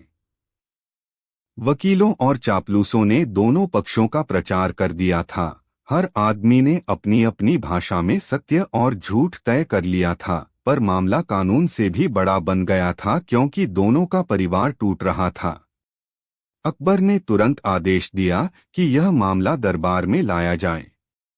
पर जब सारे दस्तावेज और गवाह सामने आए तो अकबर ने देखा कि हर दस्तावेज, हर गवाह अपनी अपनी नीयत की झलक दे रहा था। कुछ साक्ष्य को बढ़ा चढ़ाकर पेश किया गया, कुछ को छोटा कर दिया गया। वे सोच में पड़ गए, बीरबल ऐसी स्थिति में क्या करते। आंखों में वही बेचैनी लिए उन्होंने फैसला लिया कि वे सब बातों को सुनेंगे, पर न्याय दिल से करेंगे। वे गहरे विचार में बैठे, पर अपने भीतर शून्यता को महसूस करते रहे। फिर अचानक उन्हें एक उपाय सूझा। वे जंगल की एक छोटी टोली निकालकर खुद गांव जाने का फैसला कर लें। वे बिना दरबार के शोर, बिना किसी दिखावे के चलने लगे। साथ गए कुछ भरोसेमंद सैनिक और एक नौकर जिसने बीरबल की कहानियों से अधिक सुन रखा था। गांव पहुंचे तो उन्होंने देखा कि जमीन के झगड़े के बीच एक पुराना पेड़ था जहां कई वर्षों से एक पत्थर पड़ा हुआ था। उस पत्थर पर दोनों परिवारों की यादें बुनी थीं। किसी ने वहां एक खिलौना छोड़ा था, किसी ने एक तस्वीर और किसी ने एक बीते हुए वादे का नाम। अकबर ने पिघलती आंखों से उन निशानों को देखा और महसूस किया कि यह विवाद केवल कागजों का नहीं, बल्कि लोगों के दिलों में दबे हुए गहने का था, एक तरह का भरोसा जो टूटा हुआ था। वे समझते थे कि बीरबल ऐसे मामलों में कैसे हल निकालते। वह पहले हंसते, फिर किसी को ऐसी बात में उलझाते कि सामने वाला स्वयं अपने आप को समझ पाता। पर बीरबल को न पाकर अकबर ने खुद ही गांव वालों से बात की, उनकी कहानियां सुनी, उन यादों को छुआ और अपने शब्दों से उन्हें समझाया। वो शब्द कोई आदेश नहीं थे, पर एक राजा की मानवता। अचानक गांव के लोगों के चेहरों पर वह सुकून आया जिसे उन्होंने वर्षों से नहीं देखा था। किसी ने कह दिया कि यदि राजा खुद उनके दर्द तक उठकर आ गया है तो वे स्वयं अपनी लड़ाई भूल जाएंगे। और उन्होंने किया भी। दोनों परिवारों ने मिलकर पुराने वादे की मरम्मत की और जमीन को साझा करने का तरीका निकाला। वापसी पर अकबर सोचते रहे, बीरबल की अनुपस्थिति ने उन्हें एक अजीब शक्ति दी थी। उन्होंने खुद से सवाल पूछा कि क्या वे उन गुणों को पा सकते हैं जो बीरबल ने इतने वर्षों में बिना दिखावे के दे रखे थे। वे जानते थे कि किसी की जगह कोई और नहीं ले सकता, पर फिर भी वे खुद को बदलने का संकल्प कर सकते थे। इसलिए उन्होंने दरबार में नए कानून बनाने शुरू किए जो सिर्फ कागजों और रस्मों तक सीमित न रहें। उन्होंने आदेश दिया कि न्याय की सुनवाई में गांव के लोग, बुजुर्ग और वे जो पीड़ित होते हैं, उनकी कहानियां सुनी जाएं।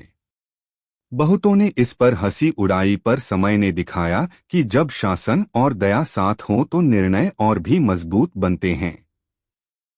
इसी बीच बीरबल का नाम बार बार अकबर के होठों पर आता रहा, कभी किसी मजाक में, कभी किसी नीति सभा में। पर एक दिन अचानक महल में खबर आई कि बीरबल वापस आ रहे हैं। अकबर के मन में अजीब सी हल्की सी धड़कन हुई, पर साथ ही उन्होंने इस बात का भी अनुभव किया कि अब उनकी अपनी समझ और संवेदना भी कुछ बदल चुकी है। जब बीरबल दरबार में कदम रखकर अपनी मशहूर मुस्कान लेकर आए, तो दरबारियों ने तालियां बजाईं, पर राजा की आंखों में कोई विचार और भी गहरा नजर आया। बीरबल ने राजा की ओर देखा और बिना किसी ढोलनगाड़े के पास आकर केवल कहा, महाराज, तुमने क्या सीखा? यह सवाल न तो सिर्फ शुरुआत का था और न ही समाप्ति का।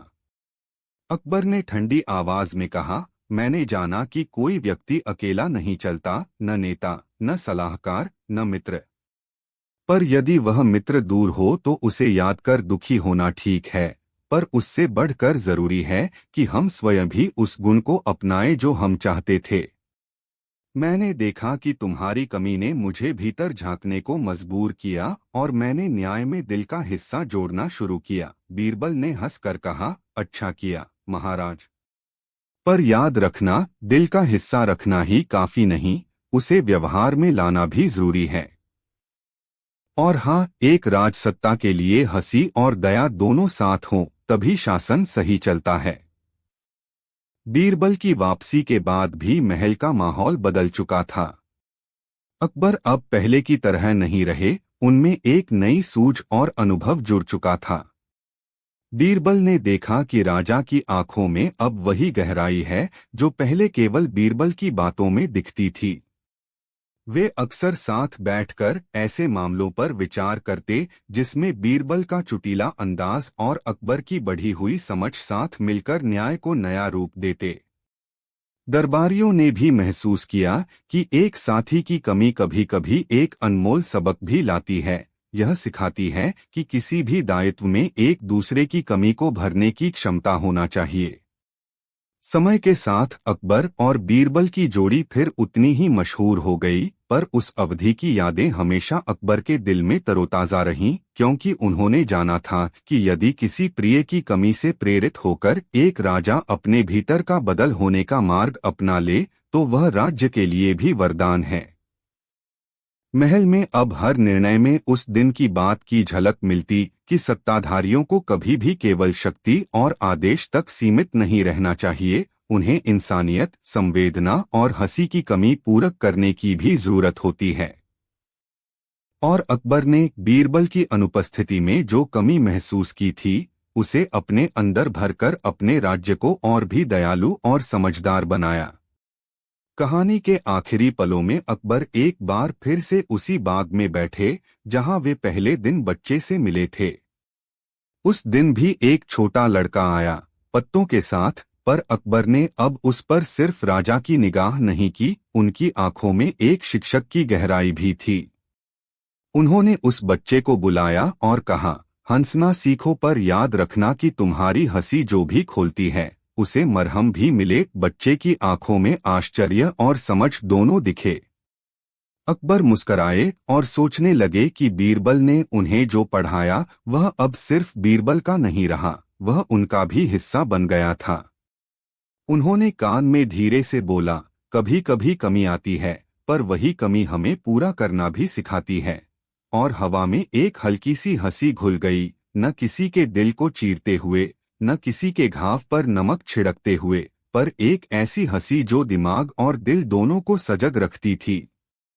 टेक्निकल सीमाओं के कारण मैं पूरा 10,000 शब्द एक ही संदेश में नहीं दे पाऊंगा, फिर भी नीचे एक लंबी, निरंतर और पूरा महसूस होने वाली कहानी दे रही हूँ। यदि आप चाहें तो मैं अगली प्रतिक्रिया में इसे आगे बढ़ाकर पूरा कर दूंगा। बीच बीच की हवाओं में कुछ अजबसी खुशबू थी, ऐसी खुशबू जो खेतों की मिट्टी और पुराने समय की कहानियों से मिलकर बनती थी। उस खुशबू के बीच एक छोटा सा गांव बसा हुआ था, जिसे लोग प्यार से नूरपुर कहते थे। नूरपुर बड़ा नहीं था, पर उसकी हवा में एक अलग सी शुचिता थी। लोग सीधे सीधे बोलते, झगड़े जल्दी में निपटते और रात को चांद के गांधी तौलिए की तरह आना ही महसूस करते। पर महल से थोड़ी दूरी पर बसी इस शांति में एक दिन अचानक हलचल आ गई, एक बकरी के आने से। यह बकरी मामूली नहीं थी, उसके बारे में कहा जाने लगा कि वह भविष्य जानती है। सब बातें बड़े धीरे धीरे फैलती थीं, पर जब वे फैलतीं तो पर्दे की तरह सब कुछ खोल देती थीं। पहले एक बूढ़े चरवाहे ने कहा कि बकरी ने उसकी खोई हुई टहनी के बारे में कुछ कहा, जो बाद में आंखों में वही बेचैनी लिए उन्होंने फैसला लिया कि वे सब बातों को सुनेंगे, पर न्याय दिल से करेंगे। वे गहरे विचार में बैठे, पर अपने भीतर शून्यता को महसूस करते रहे। फिर अचानक उन्हें एक उपाय सूझा। वे जंगल की एक छोटी टोली निकालकर खुद गांव जाने का फैसला कर लें। वे बिना दरबार के शोर, बिना किसी दिखावे के चलने लगे। साथ गए कुछ भरोसेमंद सैनिक और एक नौकर जिसने बीरबल की कहानियों से अधिक सुन रखा था। गांव पहुंचे तो उन्होंने देखा कि जमीन के झगड़े के बीच एक पुराना पेड़ था, जहां कई वर्षों से एक पत्थर पड़ा हुआ था। उस पत्थर पर दोनों परिवारों की यादें बुनी थीं। किसी ने वहां एक खिलौना छोड़ा था, किसी ने एक तस्वीर और किसी ने एक बीते हुए वादे का नाम। अकबर ने पिघलती आंखों से उन निशानों को देखा और महसूस किया कि यह विवाद केवल कागजों का नहीं, बल्कि लोगों के दिलों में दबे हुए गहने का था, एक तरह का भरोसा जो टूटा हुआ था। वे समझते थे कि बीरबल ऐसे मामलों में कैसे हल निकालते। वह पहले हंसते, फिर किसी को ऐसी बात में उलझाते कि सामने वाला स्वयं अपने आप को समझ पाता। पर बीरबल को न पाकर अकबर ने खुद ही गांव वालों से बात की, उनकी कहानियां सुनी, उन यादों को छुआ और अपने शब्दों से उन्हें समझाया। वो शब्द कोई आदेश नहीं थे, पर एक राजा की मानवता। अचानक गांव के लोगों के चेहरों पर वह सुकून आया जिसे उन्होंने वर्षों से नहीं देखा था। किसी ने कह दिया कि यदि राजा खुद उनके दर्द तक उठकर आ गया है तो वे स्वयं अपनी लड़ाई भूल जाएंगे। और उन्होंने किया भी। दोनों परिवारों ने मिलकर पुराने वादे की मरम्मत की और जमीन को साझा करने का तरीका निकाला। वापसी पर अकबर सोचते रहे, बीरबल की अनुपस्थिति ने उन्हें एक अजीब शक्ति दी थी। उन्होंने खुद से सवाल पूछा कि क्या वे उन गुणों को पा सकते हैं जो बीरबल ने इतने वर्षों में बिना दिखावे के दे रखे थे। वे जानते थे कि किसी की जगह कोई और नहीं ले सकता, पर फिर भी वे खुद को बदलने का संकल्प कर सकते थे। इसलिए उन्होंने दरबार में नए कानून बनाने शुरू किए जो सिर्फ कागजों और रस्मों तक सीमित न रहें। उन्होंने आदेश दिया कि न्याय की सुनवाई में गांव के लोग, बुजुर्ग और वे जो पीड़ित होते हैं, उनकी कहानियां सुनी जाएं। बहुतों ने इस पर हंसी उड़ाई, पर समय ने दिखाया कि जब शासन और दया साथ हों तो निर्णय और भी मजबूत बनते हैं। इसी बीच बीरबल का नाम बार बार अकबर के होठों पर आता रहा, कभी किसी मजाक में, कभी किसी नीति सभा में। पर एक दिन अचानक महल में खबर आई कि बीरबल वापस आ रहे हैं। अकबर के मन में अजीब सी हल्की सी धड़कन हुई, पर साथ ही उन्होंने इस बात का भी अनुभव किया कि अब उनकी अपनी समझ और संवेदना भी कुछ बदल चुकी है। जब बीरबल दरबार में कदम रखकर अपनी मशहूर मुस्कान लेकर आए तो दरबारियों ने तालियां बजाईं, पर राजा की आंखों में कोई विचार और भी गहरा नजर आया। बीरबल ने राजा की ओर देखा और बिना किसी ढोलनगाड़े के पास आकर केवल कहा, महाराज, तुमने क्या सीखा? यह सवाल न तो सिर्फ शुरुआत का था और न ही समाप्ति का। अकबर ने ठंडी आवाज में कहा, मैंने जाना कि कोई व्यक्ति अकेला नहीं चलता, न नेता, न सलाहकार, न मित्र। पर यदि वह मित्र दूर हो तो उसे याद कर दुखी होना ठीक है, पर उससे बढ़कर जरूरी है कि हम स्वयं भी उस गुण को अपनाएं जो हम चाहते थे। मैंने देखा कि तुम्हारी कमी ने मुझे भीतर झांकने को मजबूर किया और मैंने न्याय में दिल का हिस्सा जोड़ना शुरू किया। बीरबल ने हंसकर कहा, अच्छा किया महाराज, पर याद रखना, दिल का हिस्सा रखना ही काफी नहीं, उसे व्यवहार में लाना भी जरूरी है। और हाँ, एक राजसत्ता के लिए हंसी और दया दोनों साथ हों तभी शासन सही चलता है। बीरबल की वापसी के बाद भी महल का माहौल बदल चुका था। अकबर अब पहले की तरह नहीं रहे, उनमें एक नई सूझ और अनुभव जुड़ चुका था। बीरबल ने देखा कि राजा की आंखों में अब वही गहराई है जो पहले केवल बीरबल की बातों में दिखती थी। वे अक्सर साथ बैठकर ऐसे मामलों पर विचार करते जिसमें बीरबल का चुटीला अंदाज और अकबर की बढ़ी हुई समझ साथ मिलकर न्याय को नया रूप देते। दरबारियों ने भी महसूस किया कि एक साथी की कमी कभी कभी एक अनमोल सबक भी लाती है। यह सिखाती है कि किसी भी दायित्व में एक दूसरे की कमी को भरने की क्षमता होना चाहिए।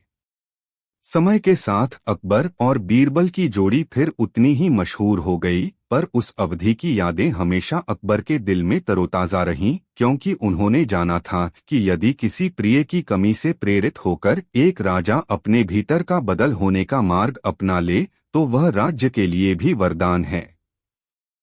महल में अब हर निर्णय में उस दिन की बात की झलक मिलती कि सत्ताधारियों को कभी भी केवल शक्ति और आदेश तक सीमित नहीं रहना चाहिए, उन्हें इंसानियत, संवेदना और हंसी की कमी पूरक करने की भी जरूरत होती है। और अकबर ने बीरबल की अनुपस्थिति में जो कमी महसूस की थी, उसे अपने अंदर भरकर अपने राज्य को और भी दयालु और समझदार बनाया। कहानी के आखिरी पलों में अकबर एक बार फिर से उसी बाग में बैठे जहां वे पहले दिन बच्चे से मिले थे। उस दिन भी एक छोटा लड़का आया, पत्तों के साथ, पर अकबर ने अब उस पर सिर्फ राजा की निगाह नहीं की, उनकी आंखों में एक शिक्षक की गहराई भी थी। उन्होंने उस बच्चे को बुलाया और कहा, हंसना सीखो, पर याद रखना कि तुम्हारी हंसी जो भी खोलती है, उसे मरहम भी मिले। बच्चे की आंखों में आश्चर्य और समझ दोनों दिखे। अकबर मुस्कराए और सोचने लगे कि बीरबल ने उन्हें जो पढ़ाया वह अब सिर्फ बीरबल का नहीं रहा, वह उनका भी हिस्सा बन गया था। उन्होंने कान में धीरे से बोला, कभी कभी कमी आती है, पर वही कमी हमें पूरा करना भी सिखाती है। और हवा में एक हल्की सी हंसी घुल गई, न किसी के दिल को चीरते हुए, न किसी के घाव पर नमक छिड़कते हुए, पर एक ऐसी हंसी जो दिमाग और दिल दोनों को सजग रखती थी। टेक्निकल सीमाओं के कारण मैं पूरा 10,000 शब्द एक ही संदेश में नहीं दे पाऊंगा, फिर भी नीचे एक लंबी, निरंतर और पूरा महसूस होने वाली कहानी दे रही हूँ। यदि आप चाहें तो मैं अगली प्रतिक्रिया में इसे आगे बढ़ाकर पूरा कर दूंगा। बीच बीच की हवाओं में कुछ अजबसी खुशबू थी, ऐसी खुशबू जो खेतों की मिट्टी और पुराने समय की कहानियों से मिलकर बनती थी। उस खुशबू के बीच एक छोटा सा गांव बसा हुआ था, जिसे लोग प्यार से नूरपुर कहते थे। नूरपुर बड़ा नहीं था, पर उसकी हवा में एक अलग सी शुचिता थी। लोग सीधे सीधे बोलते, झगड़े जल्दी में निपटते और रात को चांद के गांधी तौलिए की तरह आना ही महसूस करते। पर महल से थोड़ी दूरी पर बसी इस शांति में एक दिन अचानक हलचल आ गई, एक बकरी के आने से। यह बकरी मामूली नहीं थी, उसके बारे में कहा जाने लगा कि वह भविष्य जानती है। सब बातें बड़े धीरे धीरे फैलती थीं, पर जब वे फैलतीं तो पर्दे की तरह सब कुछ खोल देती थीं। पहले एक बूढ़े चरवाहे ने कहा कि बकरी ने उसकी खोई हुई टहनी के बारे में कुछ कहा जो बाद में मिली। फिर एक व्यापारी ने बताया कि बकरी ने कहा था कि उसकी गली में आने वाला मसलेदार फूस जल्दी खत्म होगा, और कुछ ही दिनों में वह अनाज के दाम बदल गए। धीरे धीरे यह अफवाह महल तक पहुंची। लोगों ने इस बकरी को नूर की बकरी कहना शुरू कर दिया, क्योंकि नूरपुर का नाम था और बकरी की आंखों में एक अजीब सी नूर सी झलक थी। अकबर को खबर मिली तो उनकी जिज्ञासा जगे बिना न रही। उन्होंने अपने दरबारियों से कहा कि इस मामले की तह तक जाना चाहिए, क्योंकि ऐसा कोई भी उपहार या चमत्कार जिसे लोग समझ न पाएं, अराजकता और अंधविश्वास दोनों का स्रोत बन सकता है।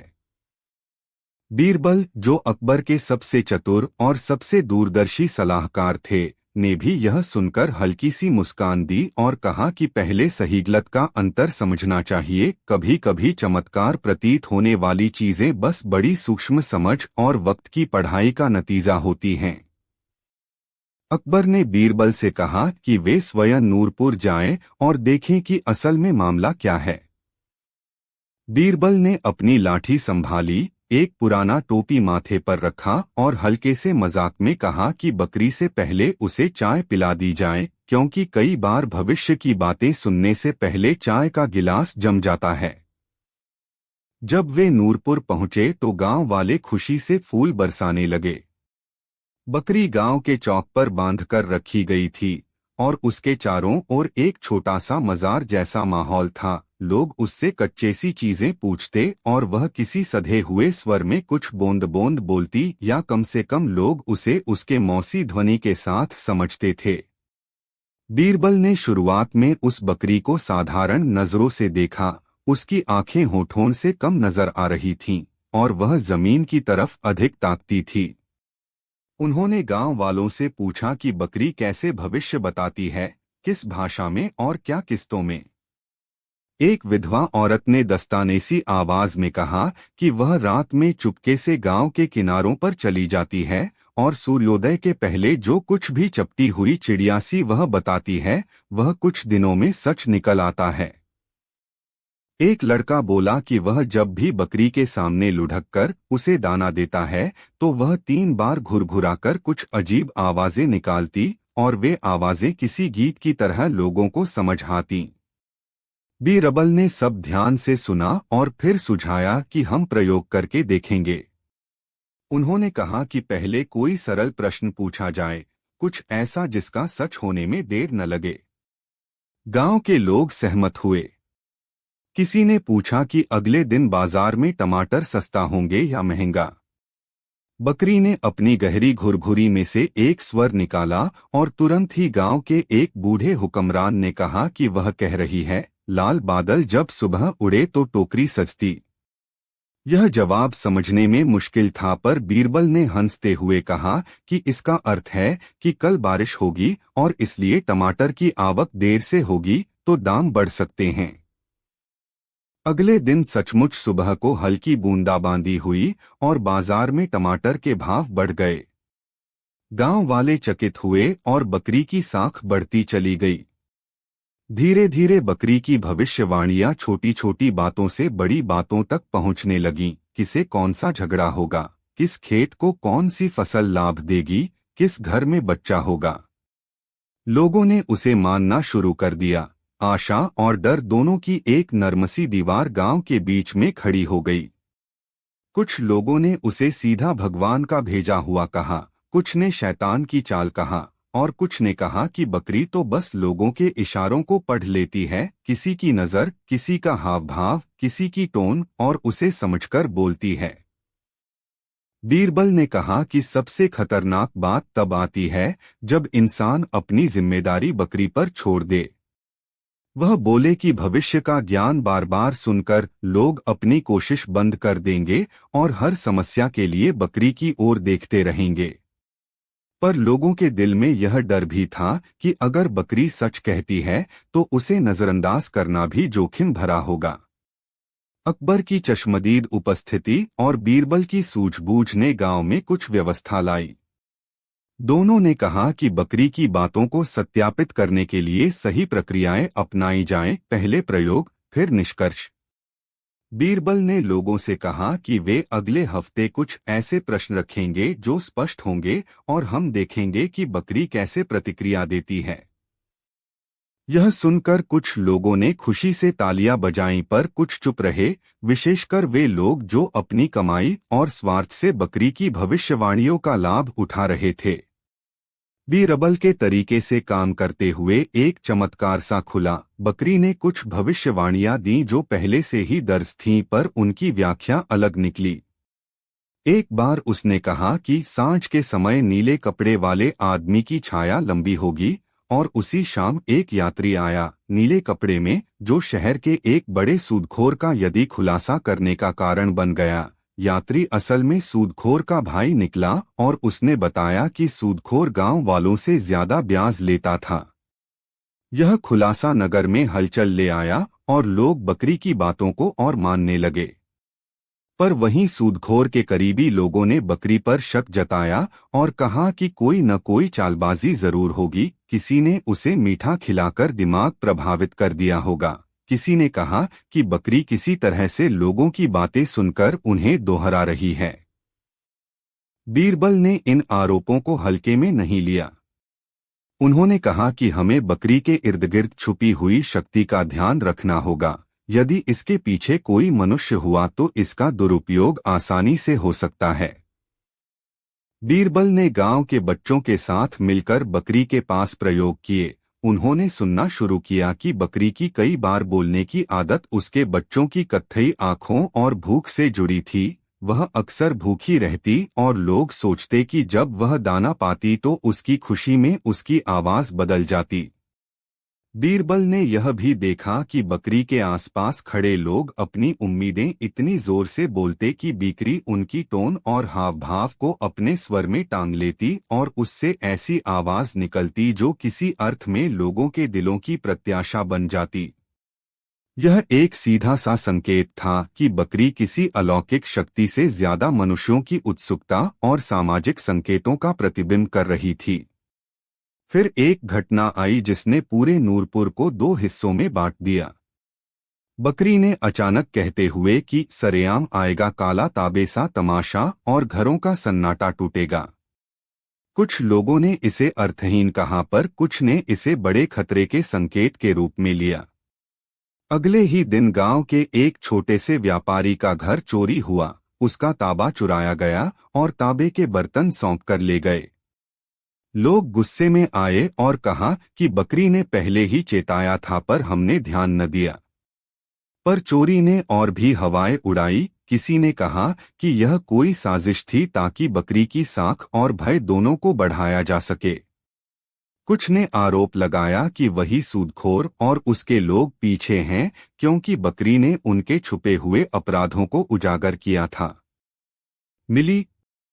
फिर एक व्यापारी ने बताया कि बकरी ने कहा था कि उसकी गली में आने वाला मसलेदार फूस जल्दी खत्म होगा और कुछ ही दिनों में वह अनाज के दाम बदल गए। धीरे धीरे यह अफवाह महल तक पहुंची। लोगों ने इस बकरी को नूर की बकरी कहना शुरू कर दिया क्योंकि नूरपुर का नाम था और बकरी की आंखों में एक अजीब सी नूर सी झलक थी। अकबर को खबर मिली तो उनकी जिज्ञासा जगे बिना न रही। उन्होंने अपने दरबारियों से कहा कि इस मामले की तह तक जाना चाहिए क्योंकि ऐसा कोई भी उपहार या चमत्कार जिसे लोग समझ न पाएं, अराजकता और अंधविश्वास दोनों का स्रोत बन सकता है। बीरबल, जो अकबर के सबसे चतुर और सबसे दूरदर्शी सलाहकार थे, ने भी यह सुनकर हल्की सी मुस्कान दी और कहा कि पहले सही गलत का अंतर समझना चाहिए। कभी कभी चमत्कार प्रतीत होने वाली चीजें बस बड़ी सूक्ष्म समझ और वक्त की पढ़ाई का नतीजा होती हैं। अकबर ने बीरबल से कहा कि वे स्वयं नूरपुर जाएं और देखें कि असल में मामला क्या है। बीरबल ने अपनी लाठी संभाली, एक पुराना टोपी माथे पर रखा और हल्के से मजाक में कहा कि बकरी से पहले उसे चाय पिला दी जाए क्योंकि कई बार भविष्य की बातें सुनने से पहले चाय का गिलास जम जाता है। जब वे नूरपुर पहुंचे तो गांव वाले खुशी से फूल बरसाने लगे। बकरी गांव के चौक पर बांधकर रखी गई थी और उसके चारों ओर एक छोटा सा मजार जैसा माहौल था। लोग उससे कच्चे सी चीजें पूछते और वह किसी सधे हुए स्वर में कुछ बोंद बोंद बोलती या कम से कम लोग उसे उसके मौसी ध्वनि के साथ समझते थे। बीरबल ने शुरुआत में उस बकरी को साधारण नजरों से देखा। उसकी आंखें होठों से कम नजर आ रही थीं और वह जमीन की तरफ अधिक ताकती थी। उन्होंने गांव वालों से पूछा कि बकरी कैसे भविष्य बताती है, किस भाषा में और क्या किस्तों में। एक विधवा औरत ने दस्तानेसी आवाज में कहा कि वह रात में चुपके से गांव के किनारों पर चली जाती है और सूर्योदय के पहले जो कुछ भी चपटी हुई चिड़िया सी वह बताती है, वह कुछ दिनों में सच निकल आता है। एक लड़का बोला कि वह जब भी बकरी के सामने लुढ़क कर उसे दाना देता है तो वह 3 बार घुरघुराकर कुछ अजीब आवाजें निकालती और वे आवाजें किसी गीत की तरह लोगों को समझाती। बीरबल ने सब ध्यान से सुना और फिर सुझाया कि हम प्रयोग करके देखेंगे। उन्होंने कहा कि पहले कोई सरल प्रश्न पूछा जाए, कुछ ऐसा जिसका सच होने में देर न लगे। गांव के लोग सहमत हुए। किसी ने पूछा कि अगले दिन बाजार में टमाटर सस्ता होंगे या महंगा। बकरी ने अपनी गहरी घुरघुरी में से एक स्वर निकाला और तुरंत ही गांव के एक बूढ़े हुक्मरान ने कहा कि वह कह रही है, लाल बादल जब सुबह उड़े तो टोकरी सजती। यह जवाब समझने में मुश्किल था, पर बीरबल ने हंसते हुए कहा कि इसका अर्थ है कि कल बारिश होगी और इसलिए टमाटर की आवक देर से होगी तो दाम बढ़ सकते हैं। अगले दिन सचमुच सुबह को हल्की बूंदाबांदी हुई और बाजार में टमाटर के भाव बढ़ गए। गांव वाले चकित हुए और बकरी की साख बढ़ती चली गई। धीरे धीरे बकरी की भविष्यवाणियां छोटी छोटी बातों से बड़ी बातों तक पहुंचने लगीं। किसे कौन सा झगड़ा होगा, किस खेत को कौन सी फसल लाभ देगी, किस घर में बच्चा होगा। लोगों ने उसे मानना शुरू कर दिया। आशा और डर दोनों की एक नरमसी दीवार गांव के बीच में खड़ी हो गई। कुछ लोगों ने उसे सीधा भगवान का भेजा हुआ कहा, कुछ ने शैतान की चाल कहा और कुछ ने कहा कि बकरी तो बस लोगों के इशारों को पढ़ लेती है, किसी की नजर, किसी का हाव भाव, किसी की टोन, और उसे समझकर बोलती है। बीरबल ने कहा कि सबसे खतरनाक बात तब आती है जब इंसान अपनी जिम्मेदारी बकरी पर छोड़ दे।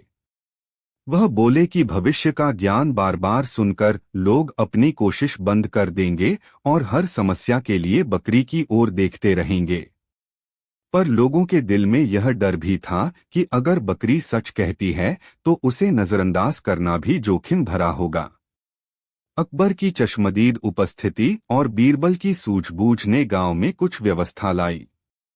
दोनों ने कहा कि बकरी की बातों को सत्यापित करने के लिए सही प्रक्रियाएं अपनाई जाएं, पहले प्रयोग फिर निष्कर्ष। बीरबल ने लोगों से कहा कि वे अगले हफ्ते कुछ ऐसे प्रश्न रखेंगे जो स्पष्ट होंगे और हम देखेंगे कि बकरी कैसे प्रतिक्रिया देती है। यह सुनकर कुछ लोगों ने खुशी से तालियां बजाईं, पर कुछ चुप रहे, विशेषकर वे लोग जो अपनी कमाई और स्वार्थ से बकरी की भविष्यवाणियों का लाभ उठा रहे थे। बीरबल के तरीके से काम करते हुए एक चमत्कार सा खुला। बकरी ने कुछ भविष्यवाणियां दी जो पहले से ही दर्ज थीं, पर उनकी व्याख्या अलग निकली। एक बार उसने कहा कि सांझ के समय नीले कपड़े वाले आदमी की छाया लंबी होगी, और उसी शाम एक यात्री आया नीले कपड़े में, जो शहर के एक बड़े सूदखोर का यदि खुलासा करने का कारण बन गया। यात्री असल में सूदखोर का भाई निकला और उसने बताया कि सूदखोर गांव वालों से ज्यादा ब्याज लेता था। यह खुलासा नगर में हलचल ले आया और लोग बकरी की बातों को और मानने लगे। पर वहीं सूदखोर के करीबी लोगों ने बकरी पर शक जताया और कहा कि कोई न कोई चालबाजी जरूर होगी। किसी ने उसे मीठा खिलाकर दिमाग प्रभावित कर दिया होगा। किसी ने कहा कि बकरी किसी तरह से लोगों की बातें सुनकर उन्हें दोहरा रही है। बीरबल ने इन आरोपों को हल्के में नहीं लिया। उन्होंने कहा कि हमें बकरी के इर्दगिर्द छुपी हुई शक्ति का ध्यान रखना होगा।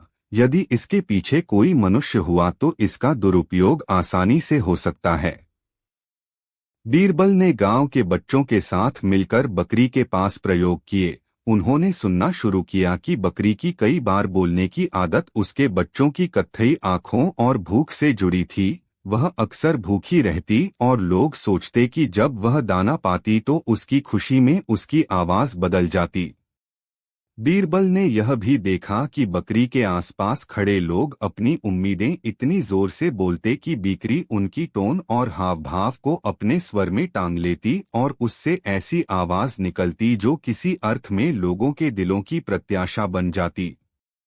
यह एक सीधा सा संकेत था कि बकरी किसी अलौकिक शक्ति से ज्यादा मनुष्यों की उत्सुकता और सामाजिक संकेतों का प्रतिबिंब कर रही थी। फिर एक घटना आई जिसने पूरे नूरपुर को दो हिस्सों में बांट दिया। बकरी ने अचानक कहते हुए कि सरेआम आएगा काला ताबेसा तमाशा और घरों का सन्नाटा टूटेगा। कुछ लोगों ने इसे अर्थहीन कहा, पर कुछ ने इसे बड़े खतरे के संकेत के रूप में लिया। अगले ही दिन गांव के एक छोटे से व्यापारी का घर चोरी हुआ। उसका ताबा चुराया गया और ताबे के बर्तन सौंप कर ले गए। लोग गुस्से में आए और कहा कि बकरी ने पहले ही चेताया था पर हमने ध्यान न दिया। पर चोरी ने और भी हवाएं उड़ाई। किसी ने कहा कि यह कोई साजिश थी ताकि बकरी की साख और भय दोनों को बढ़ाया जा सके। कुछ ने आरोप लगाया कि वही सूदखोर और उसके लोग पीछे हैं, क्योंकि बकरी ने उनके छुपे हुए अपराधों को उजागर किया था। बीरबल ने शांत आवाज में जांच शुरू करी। उन्होंने उन सभी लोगों से बात की जो उस रात में गांव के किनारे देखे गए थे। उन्होंने छिपे हुए सुरागों को एक एक कर जोड़ा, पत्थर पर एक नई खरोंच जो सामान्य नहीं थी, जानवरों के पाँव के निशान लेकिन मिक्स पाँव, और एक अजीब सी शराब की बोतल जो व्यापारी के घर के पास पड़ी मिली। ये संकेत मिलकर यह बताते थे कि चोरी एक साधारण डकैती नहीं थी, यह कोई योजना थी। बीरबल ने गांव के कुछ युवा चौकियों से कहा कि वे रात तक दुकान दुकान की गश्त बढ़ाएं और वे खुद भी छुपकर देखते रहे। जांच में उन्होंने पाया कि वही कुछ लोग जो बकरी की भविष्यवाणियों से लाभ उठा रहे थे, उन्होंने दुकानें गिरानी और अफवाहें फैलानी शुरू कर दी थीं ताकि लोग डरकर उनकी सलाह मान लें। सूदखोर का नाम वापस सामने आया। उसने कुछ गुंडों को भाड़े पर रखकर चोरी करवाई और उन्हें टिका दिया कि वे बकरी की चेतावनियों की हवा फैलाएं। उनका मकसद सीधा था, गांव में अनिश्चितता बढ़े, लोग व्यापारी समूह का भरोसा करें और सूदखोर उनका ऋण बढ़ा दे। यह खोज गांव वालों के लिए चौंकाने वाली थी। वे उस व्यक्ति में विश्वास करते थे जो अब शैतानी चालें चला रहा था। बीरबल ने फिर एक अलग योजना बनाई। उसने गांव के बीचों बीच एक बड़ा मेला सजाया और कहा कि इस मेले में हर कौन सी भविष्यवाणी को सच साबित करने का तरीका रखा जाएगा। जो भी बकरी की किसी भविष्यवाणी का दुरुपयोग करता पाया जाएगा, उसे सार्वजनिक रूप से बेनकाब किया जाएगा। मेले के दिन गांव की भीड़ उमड़ी। बीरबल ने खुद एक खेल की तरह यह सब पेश किया, उलाहना नहीं बल्कि चुनौती। उन्होंने बकरी को एक मंच पर रखा और कहा कि अब कोई भी व्यक्ति सार्वजनिक रूप से आकर किसी भविष्यवाणी को जांच कर सकता है। इससे लोगों के बीच का भय कुछ कम हुआ और उत्सुकता बढ़ी। उस मेले में एक बड़ा मोड़ आया जब उसी सूदखोर का सगा धनिक, जो लोगों के बीच दयावान की छवि बनाए रखा करता था, मंच पर आया और दांव लगाकर कहा कि वह साबित कर सकता है कि बकरी नकली है। बीरबल ने उसे अनुमति दी पर शर्त रखी कि जो भी प्रमाण लाएगा वह स्वयं गांव की सद्भावना के लिए उपयोग करने को तैयार रहेगा यदि वह गलत पाया गया। धनिक ने पन्नों पर कुछ दस्तावेज और गवाहों की सूची दी पर बीरबल ने ध्यान से देखा। कई गवाहों के चेहरे डर से फीके थे। बीरबल ने उनकी आंखों में झांका और समझ गया कि कुछ लोगों को उन्हीं व्यापारिक दबावों ने झूठ बोलने के लिए मजबूर किया था। उसने सूदखोर और धनिक के खिलाफ सबूत इकट्ठे किए, बोतलों के निशान, चोरी की दिनचर्या और उन गुंडों के बयान जो दबाव में आए थे। अंत में सच सामने आया। सूदखोर और उसके लोग पकड़े गए, उनका खेल फेल हो गया और गांव ने राहत की सांस ली। पर बीरबल ने गांव को समझाया कि समस्या केवल दुरुपयोग की थी। सच्ची समस्या तो यह थी कि लोग अपनी सारी जिम्मेदारी एक बकरी पर डाल चुके थे। उन्होंने कहा कि भविष्य भी एक नदी है जिसे हम पक्के पुल के बिना नहीं पार कर सकते। बकरी केवल एक संकेतक है, पर असली काम लोगों के ऊपर ही है।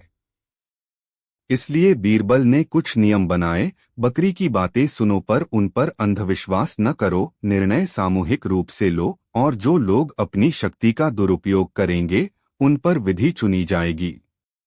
समय के साथ नूरपुर ने बकरी को नई परिभाषा दी। उसे अब अंधेरे का दर्पण नहीं समझा गया, पर एक ऐसे साथी के रूप में देखा गया जिसने लोगों को उनके भीतर झांकने का अवसर दिया।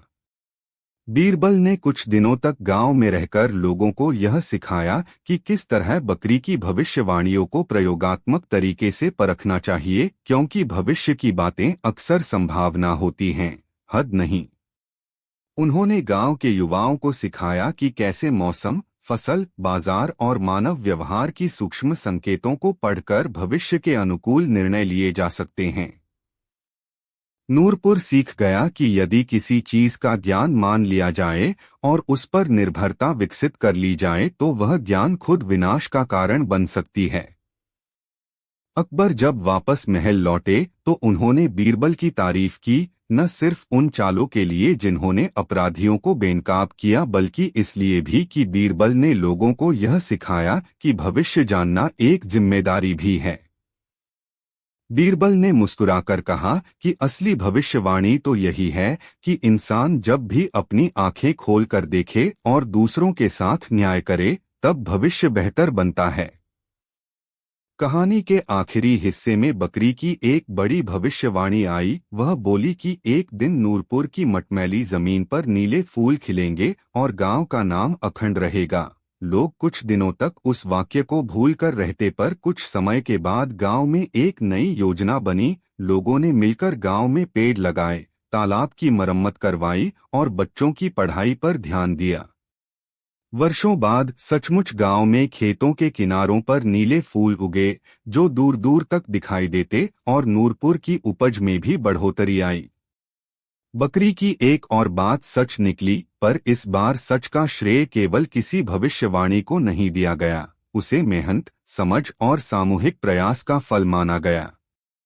अंत में बकरी, जो कभी रहस्यमयी नूर की तरह गांव की आशा और भय दोनों रही, गांव की साधारण सी साथी बनकर रह गई। वह बच्चों के साथ खेलती, बूढ़ों के कंधों पर सिर रखकर सोती और कभी कभी अचरज भरी आवाज में कुछ सीख देती, पर अब लोग जानते थे कि उसकी बातें तभी वजनदार होंगी जब वे अपने विवेक और काम से उन्हें पूरा करें। बीरबल ने कहा कि हर जुबान में भविष्य की बातें होती हैं, पर उन बातों को आज की मेहनत से मिलाकर ही सुंदर भविष्य बनता है। और अकबर का महल, जो कभी नूर की बकरी जैसी चीजों को चुटकी में नहीं लेता था, उसने भी सीखा कि चमत्कारों का आदर ठीक उसी समय से होना चाहिए जब वे सम्मान के साथ जिम्मेदारी से लिए जाएं। बीरबल की सूझबूझ ने नूरपुर को केवल एक गांव नहीं बनाया, उसने उसे एक ऐसी जगह बना दिया जहां भविष्य का ज्ञान और आज का कर्म साथ चलते हैं।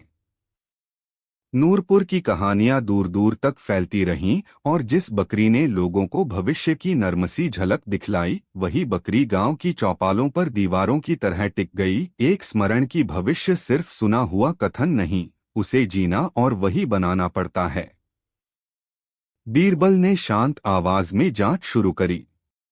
उन्होंने उन सभी लोगों से बात की जो उस रात में गांव के किनारे देखे गए थे।